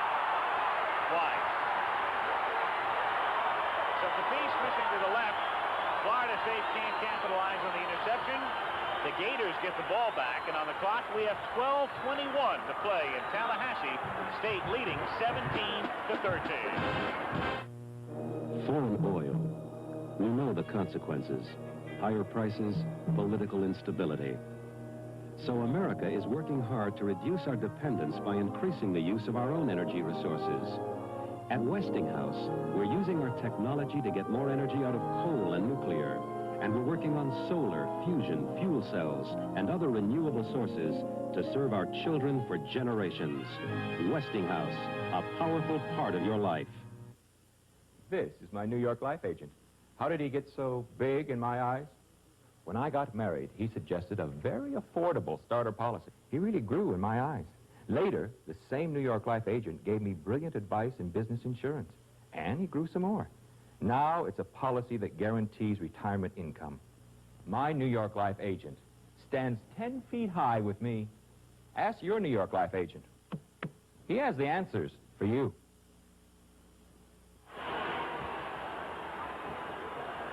12 minutes and 21 seconds remaining in the game. Florida with the ball now after the missed field goal attempt at their own 31-yard line. Florida was leading by 10 at the half, but the Seminoles dominating the third quarter and early in the fourth here, scoring twice to move out in front, 17-13. So now the Gators again, starting from the 32. You can see they have totally contained Wayne Peace and the Gator running game in addition here in the second half. 1st and 10. Ronell Brown gets 3 yards out to the 35. Ronell Brown, number 14, carries to the 35-yard line. One of the reasons for the statistics, Al, is simply the possession time in the third quarter. Florida State had it 11 minutes and 43 seconds. Florida 3 minutes and 17. And this is the only second opportunity I think that they had in the fourth period. 2nd down, 7. From the 35. They send the sole running back, Jones, in motion. Peace, with very little rush, throws and completes it to the 49. Ronell Brown has fallen down, makes the catch, and gets to the 45-yard line. Ronell Brown was on the ground as the ball was in the air, got up to make the catch, and gets it to the 45. Well, this is interesting here. There were a lot of receivers on that one. This is Ronell Brown right here with Harris on him. Just comes down and turns in, falls down to one knee, comes back up and catches the ball, but the coverage was all to the wide side of the field. 1st down at the Seminole 45-yard line. Brown for a yard. 44. 2nd and 9. Mark Motzek, number 67, made the stop. Ball at the 44-yard line. 11 minutes, 3 seconds remaining in the game. Division III championship fourth quarter. Dayton on top of Ithaca, 35-0. Division II semis. Eastern Illinois leading Northern Alabama by 11 in the third. 2nd down and 9 from the 44-yard line. Jones in motion. Peace looking for Young. He's open and has it at the 25-yard line. Tyrone Young was lined up as a running back that time. Bonasort made the stop, and after a slight delay, he finds Young over the middle. see the momentum shifting again with 2 pass completions by Peace. Here's an end zone shot of him. He rolls to his left. Tyrone Young had gone right down the heart here. He finds him and delivers it right there. Boom. Gets hit, but not before he catches that ball. Palmasort gets knocked off of him there. So the Gators trying to pull off a stunning upset. Down by 4 and moving at the state 26-yard line. John L. Brown goes in motion. Jones plowing straight ahead, getting to the 22, picking up close to 4. It'll be 2nd down and 6. I also see the defensive coaches, the Florida State defensive coaches, signaling for the Seminoles to rotate to the field when they go into the trips over there. And they look like they're a little bit confused on a couple of those formations. 2nd down and 6. Florida at the state 23.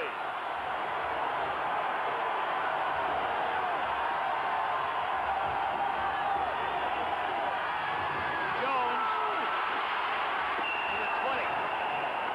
Bobby Butler made the stop and took a shot as Jones barreled into him after a gain of close to 3. Big down. 3rd and 4. Big one. 9:15 to play. Definite passing situation. They send Young to the left, and Collinsworth, who's been silent today, to the right. 3rd down and 4. Peace under a lot of pressure. Down he goes. Arthur Scott, number 54, with maybe the defensive play of the day for Florida State. Did he put the pressure on? He ran the potential blocker right back with him.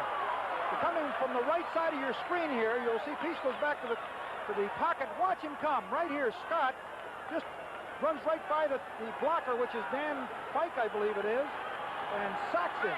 What a big play. So now, Florida at least lining up to attempt a 52-yard field goal. Brian Clark from 52. The kick won't be close.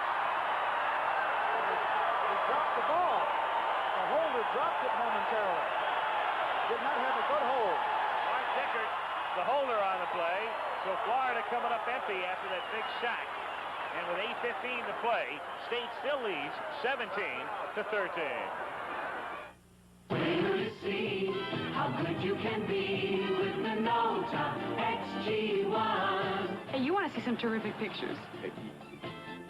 Depend on the automatic Minolta XG1 to give you clear, sharp pictures. It does the work. You take the credit. Yeah, Hey, do you want to see some terrific pictures? No. Yeah, look. That's lovely. For a limited time, get an XG1 and get a $25 rebate from Minolta. See your dealer now for details. Introducing the 1981 Chevy Malibu Sports Sedan. A solid, sensible car with a 6-passenger interior, impressive V6 mileage, a comfortable ride, plus a little something sensible cars are not ordinarily known for. Chevrolet introduces the Malibu Sports Sedan. A 4-door with a difference. A 4-door with pizzazz. More than 50,000 young people annually participate in the National Youth Sports Program, sponsored by the NCAA and the Community Services Administration, offering the benefits of sports training, instruction, and competition to disadvantaged young people. Tyrone Young, Florida receiver, getting a little breather on the sidelines. He's been smacked around a bit today. Well, he's played an outstanding football game. He's done it all. Caught passes, threw pass, ran the ball. There is Arthur Scott, happy man, he should be. Turned in a great play on the sack on a key 3rd and short for Florida. So Florida State gets it back at its own 35-yard line. 8 minutes and 15 seconds to go in the game. Williams stopped at the line of scrimmage. Good play by Galloway, David number 85, a junior out of Brandon, Florida. Stopping him for no gain, maybe a minimal loss. Florida State leading 17-13. You don't get the perspective from this vantage point that Galloway, who made the tackle, is 6'3", about 265. Don't look that big, but they are. 2nd and 11. Stockstill throwing to the 50-yard line and staying in bounds and making the catch is Johnson. Hardest Johnson having the game of his career. Done most of it all in the second half. The same play that they ran. Uh-oh. Well, here's another look at the play. He just comes down.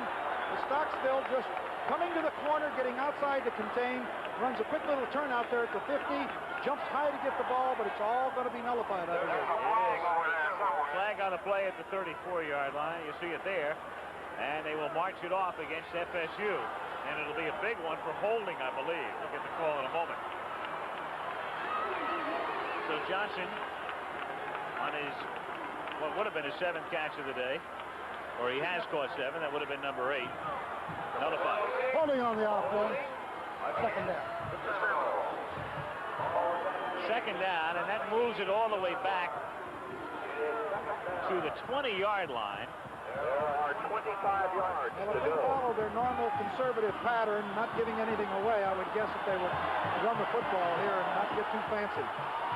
2nd and 25, they're going to do it. Williams gets some room, picks up about 12 of the needed yards as he gets to the 32-yard line. David Little making the tackle, number 51.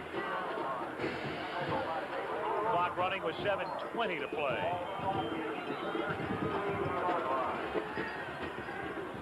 You got a great weapon like Ron Stark, your punter.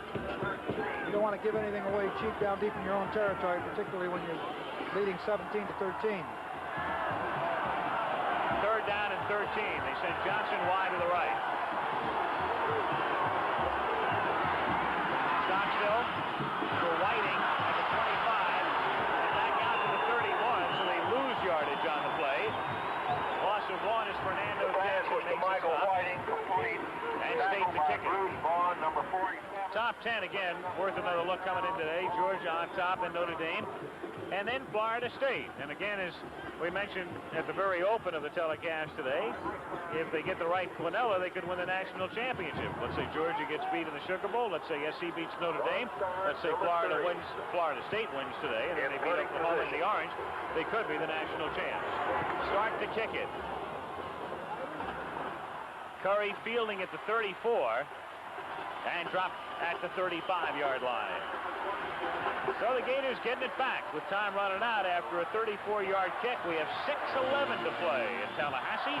Florida State 17, Florida 13. Hey, world, who do you take traveling? MasterCard And me. Who do you take shopping? MasterCard and me. Who do you take to dinner? MasterCard and me. And me. MasterCard and me. We can do it all. MasterCard's the only credit card I really need. Anywhere. MasterCard and me, we can do it all. JCPenney's incredible MCS Series 35-watt receiver, 3-way bass reflex speakers, and belt drive turntable. One sound will tell you all you need to know about their specs. One look will show you what a great buy they are at $729.80. But look again. Right now, these incredible components are on sale for an unbelievable $499. JCPenney's MCS Series 35-watt system sale. The value is crystal clear. The bowl games on ABC. December 27th, the Liberty Bowl. December 29th, the Gator Bowl. January 1st, the top 2 teams in the nation meet head-on for a possible national championship. Georgia and Notre Dame in the Sugar Bowl. Live on ABC. With 6 minutes and 11 seconds remaining in Tallahassee, Al Michaels and Ara Parsegian with you. Florida State leading Florida 17-13, but the Gators have the ball at their own 35-yard line as they begin this drive. Wayne Peace, the freshman quarterback. Kellerman Jones are the running backs. Peace going to the air. A flag is down. After faking, he's going deep, and it's incomplete and nearly intercepted, intended for Young. Mark Bonasort got a hand on it, number 42, but let's check the penalty. It's going to be against Florida. Illegal procedure. Imagine they take the down. I would think. Make it 2nd and 10 instead of 1st and 15. Checking it out with Ron Simmons. Illegal motion against the offense. Motion Decline, second down. Motion call on Jones, 30. The running back, and decline. Second down, 10. 6:05 to play. Gators trying to pull off a stunning upset. Well, and they also try to hit a home run right off the bat there. Instead of possessioning it down the field, the touchdown puts them ahead. Second down and 10. Peace looking for Young. And Tyrone at 6'6" couldn't handle that one. Close, but no completion. Bonassort made the shot. You know, all day long we haven't heard very much about Collinsworth, and a good part of the reason is the job that Butler is doing on him. Bobby, number 21, the defensive back of Florida State, but let's give a lot of credit to Mr. Butler. It's the type of situation where when you don't hear somebody's name, he oftentimes is doing some job, and that man is today. Collinsworth has been no factor in this game. Exactly right. Third down and 10 at the 35-yard line. Jones in motion. Peace looking for Collinsworth now, and can't handle it, but we've got a flag, so we may have a penalty. Keith Jones covering that time. The corner, Butler up on him, and then as Collinsworth slanted over the middle, you can see the call is going to go against the Seminoles. Let's see if we can transfer from the before. I thought it was okay. It looked like that he had hit the ball and shook the ball loose from him, but sometimes it's you get an unusual dimension from here. Chris Collinsworth, who we were just talking about, caught 8 passes last week. Here's Jones right there. I believe he did make contact with him before he got the ball. So at the 45, it's a first down.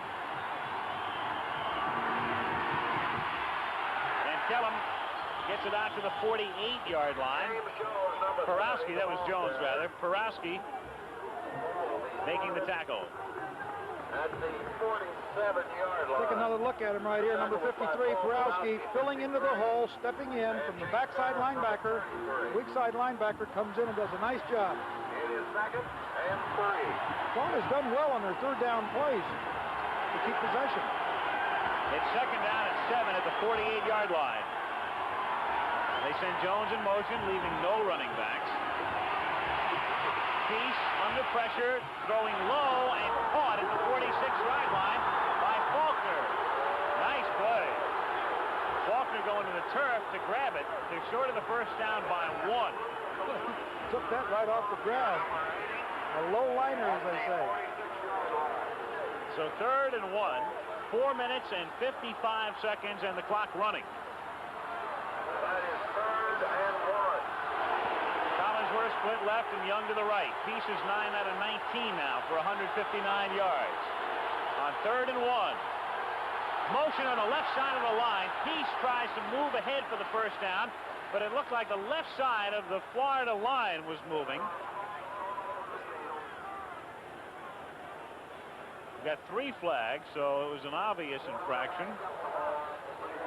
A tough penalty, too. And here's the call against Florida.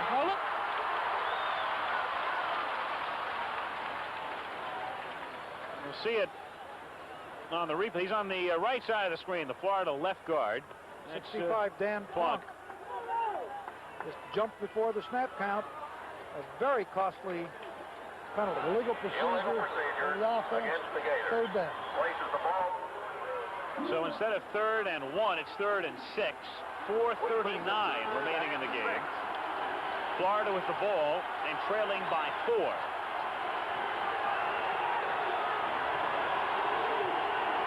From the Gator 49.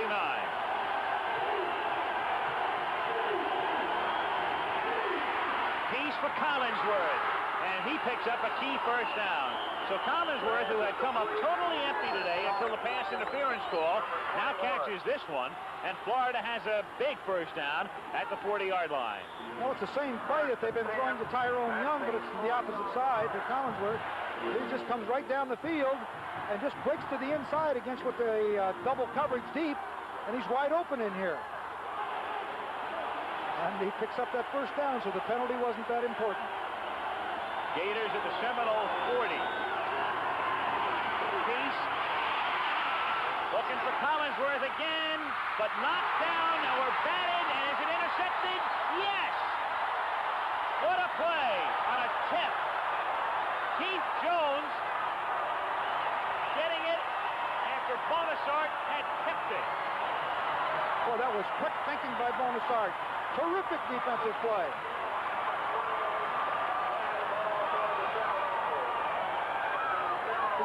You see here Collinsworth going right down the heart. Peace flagged him. Now watch Bonasart come up here, jump up and tip the ball, and then Keith Jones make the play. Right here, he bats it back towards Jones. A terrific play and reactions on his part. He could see that Jones was coming, and it was a great interception right off the ground there. Terrific play. The only way you practice that one is in volleyball. First down from the 8. Johnson in motion. Whiting trying to chew up some yardage and a bit of the clock, and fumbles at the 16-yard line. Are they going to whistle it dead or what? Let's see. Now they whistled it dead. Yep, that's the call at the 16-yard line. He was down. Val Brown had recovered the fumble, but after the play had ended. Gain of 8. Here it is, Whiting right here just on an off-tackle play. Runs it well. Let's see when the ball comes out. Lose him momentarily. I don't know. That's a good one. David Little got on top of him. Break for the Seminoles. 3:17 to go in the game. And again, it's Whiting trying to get the first down, and he's close. They need to go to the 18.5. We're going to check out another angle now on this fumble. See indeed if it was or not. The ball comes out to his left, to Whiting's left. Here he's running up there. It should be right between the official and ourselves, right? There, you see it come out? Well, it's just as he's hitting the ground. And it's one of those judgment calls that could have been gone either way. We've seen them called both ways. If you're an official, how do you call that? Depends on what color jersey I'm in. Make you Secretary of State. On the 19-yard line, 1st and 10. 1st and 10 as they picked up the first down, and the clock running with 2:58 left in the game.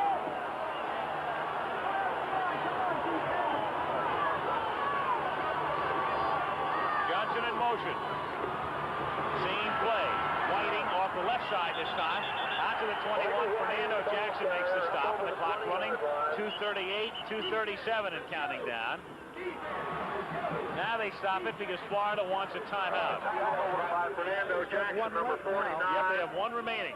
Timeout. 2:35 remaining in the game. When we come back, it'll be 2nd down and 7 from the 22-yard line. Florida State leading 17-13. Michelob brings you the 7-day weekend, all America style.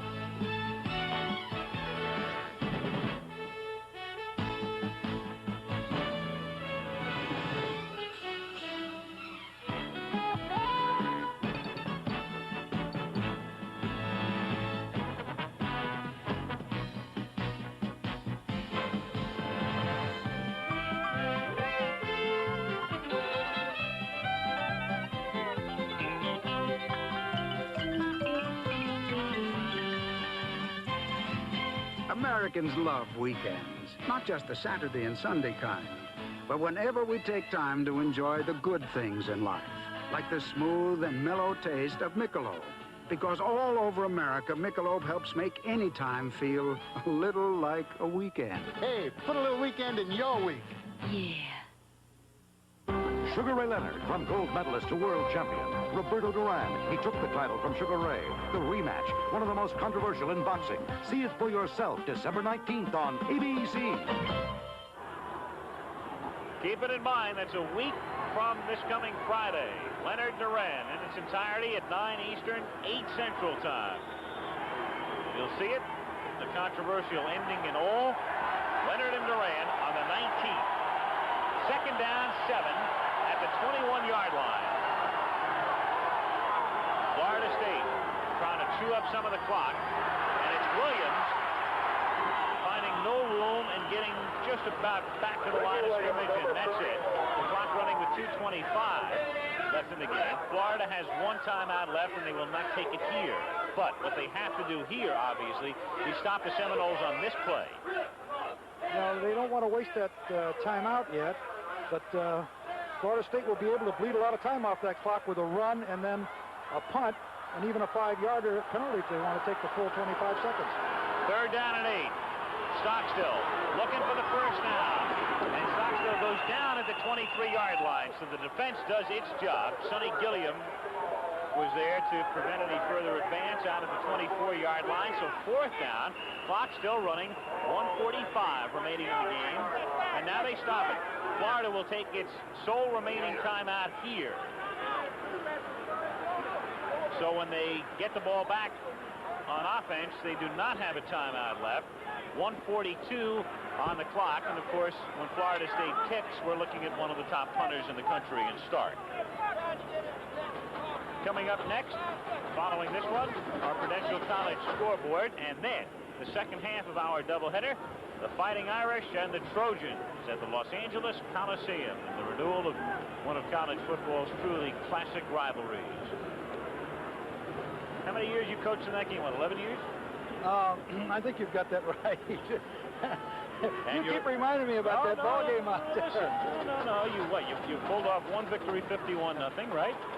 Early in your career. Yes. And then you paid for it, I know what's coming now. I wasn't going to let you lead me into that. Well, but you did, and I have to accept the fact that that is very true. The Trojans did a number on me. SC and Notre Dame coming up. All right, start the kick now. Number 3 is in kicking position. Back deep. Ivory Curry for Florida at his own 35-yard line. Good snap. And Stark's kick will be fielded by Curry at the 39-yard line, out past the 40, and wrapped up at the 45-yard line. So with no timeouts left, a 38-yard kick, 129, as you look at Stockstill, 129 remaining in the game, and Florida State leading 17-13. Well, there's plenty of time on that clock. A team that throws the ball as well as Florida does, they can eat up yardage in big chunks. Florida trying to pull off a major upset. To do it, they'll have to go the full 56 yards. Field goal does them no good. Gators from the 44. Collinsworth split right, Young to the left. Peace looking for Collinsworth, and incomplete. Chris unable to handle it. The cornerback coming up that time.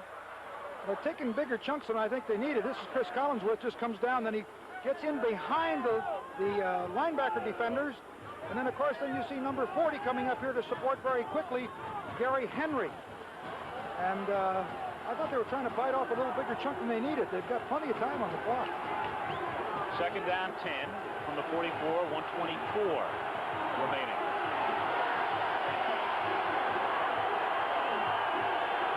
Right and Young left again. Peace looking for Young in traffic, can't handle it. He was surrounded, the pass a bit high, and Mike Smith was there to cover along with James Harris. He almost got that ball. It hit him in the hands. It's been a tough catch. Bonasart was there along with Harris and Smith. Here it is right there, right off the hands. I mean, he really goes up for that ball. I'll tell you, that guy, he's got a lot of courage. He comes down there and doesn't worry about those secondary people. He's taken his pops today. Every time he's been on the bench, he's had an ice pack. Third down 10. Gators from the 44-yard line. Again, Young split left, Collinsworth to the right.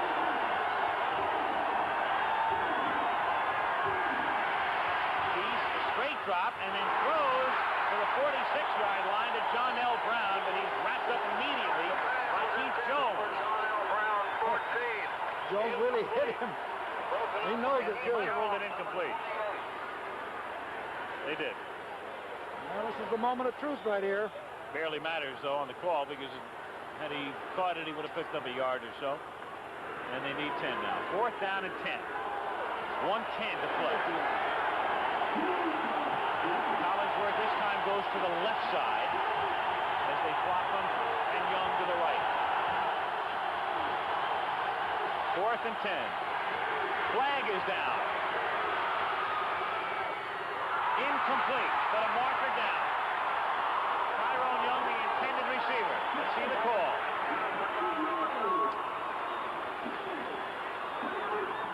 Officials huddling.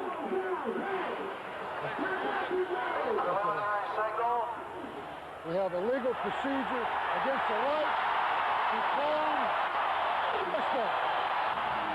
First down, Florida State, and victory for Florida State by holding Florida on the last series.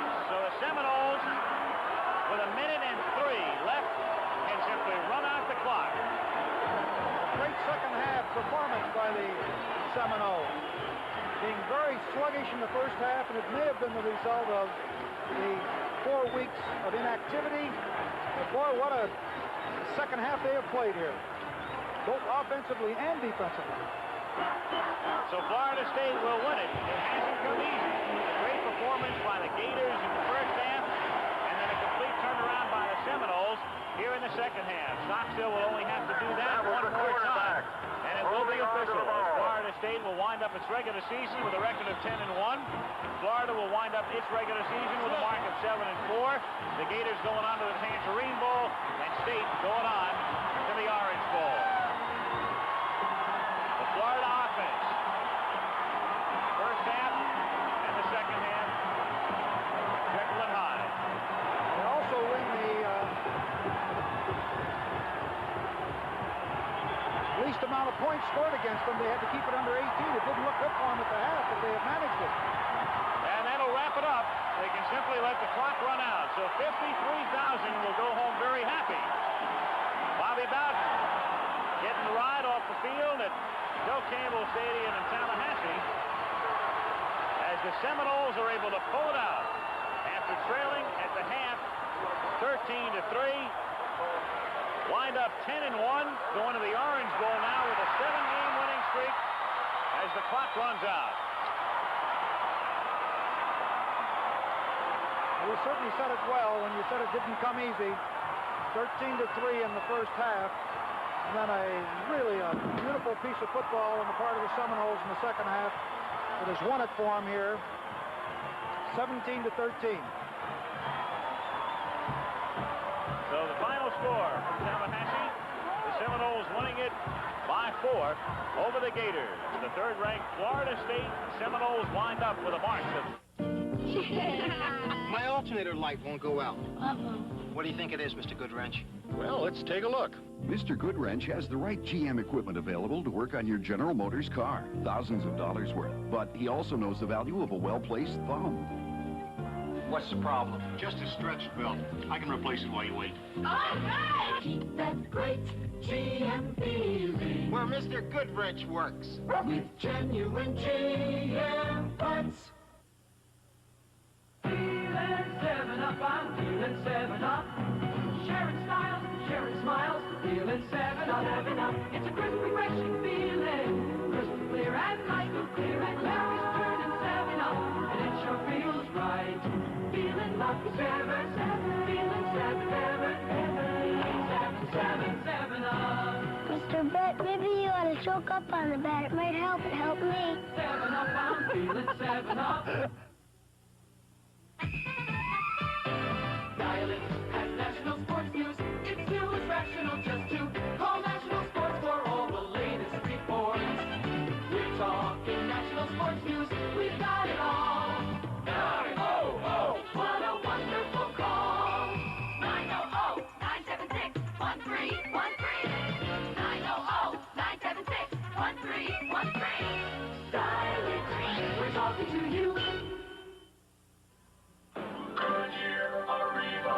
Goodyear technology brings you an all-season steel-belted radio for the 80s. Today, you need a tire that gives you fuel economy and all-season performance, wet, dry traction, and long tread life, hydroplaning resistance, and dry road stability. Arriva. Even its footprint tells you it's different. Only from Goodyear. Goodyear. Quality and innovation. The schools of theater, visual arts, and music at Florida State University are among the most innovative programs in the country. Research opportunities include a Center for American Theater, computerized studies in music, and an outstanding fine arts gallery. talented students gain valuable performance experience on campus, in touring productions, and with professional companies. Theater, music, visual arts, and dance all thrive at Florida State University. In Tallahassee, the final score, Florida State 17, Florida 13. A complete turnaround for the Seminoles in the second half after Florida had dominated through the first 30 minutes today. And a terrific performance turned in by Hardis Johnson, one of the key men for Florida State in the second half. Johnson had caught only 17 passes all season coming into the game. This is his first of 2 touchdowns that he scores in this game. He comes up and runs a post. Stockstill puts it right there for him. He has sticky fingers here. He just breaks right along the goal line. He's right along the goal line right here. Brings himself under control and makes the first touchdown catch for the Florida State Seminoles. On defense, this is a play that I was very much impressed by. They were driving. I'm talking about the Gators. They had the ball. I think it was about second down. Now watch the play that Bonasart, the judgment that is used here, the defensive secondary man that will tip the ball back. Number 42 will tip the ball back right here to Keith Jones, number 28. He makes a great interception right there. The judgment and the reactions on the part of Monk Bonasart were just terrific. And there he is with the ball, and that stifled a drive that possibly could have been disastrous for the Florida State Seminoles. FSU holding on to win it. The final score 17-13. And our most valuable players today for the Florida State Seminoles, we're going to pick Hardis Johnson, who had the best day of his career here in Tallahassee. And for Florida, their great wide receiver, the 6'6" Tyrone Young, responsible for Florida's first touchdown in the first half. In each fella's name, a $1,000 grant to the General Scholarship Fund from Chevrolet to the respective universities.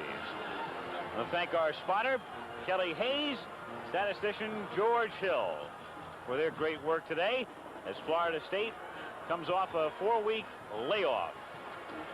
Looked a little sluggish in the first half, but turning it around in the last 30 minutes to win it, 17-13.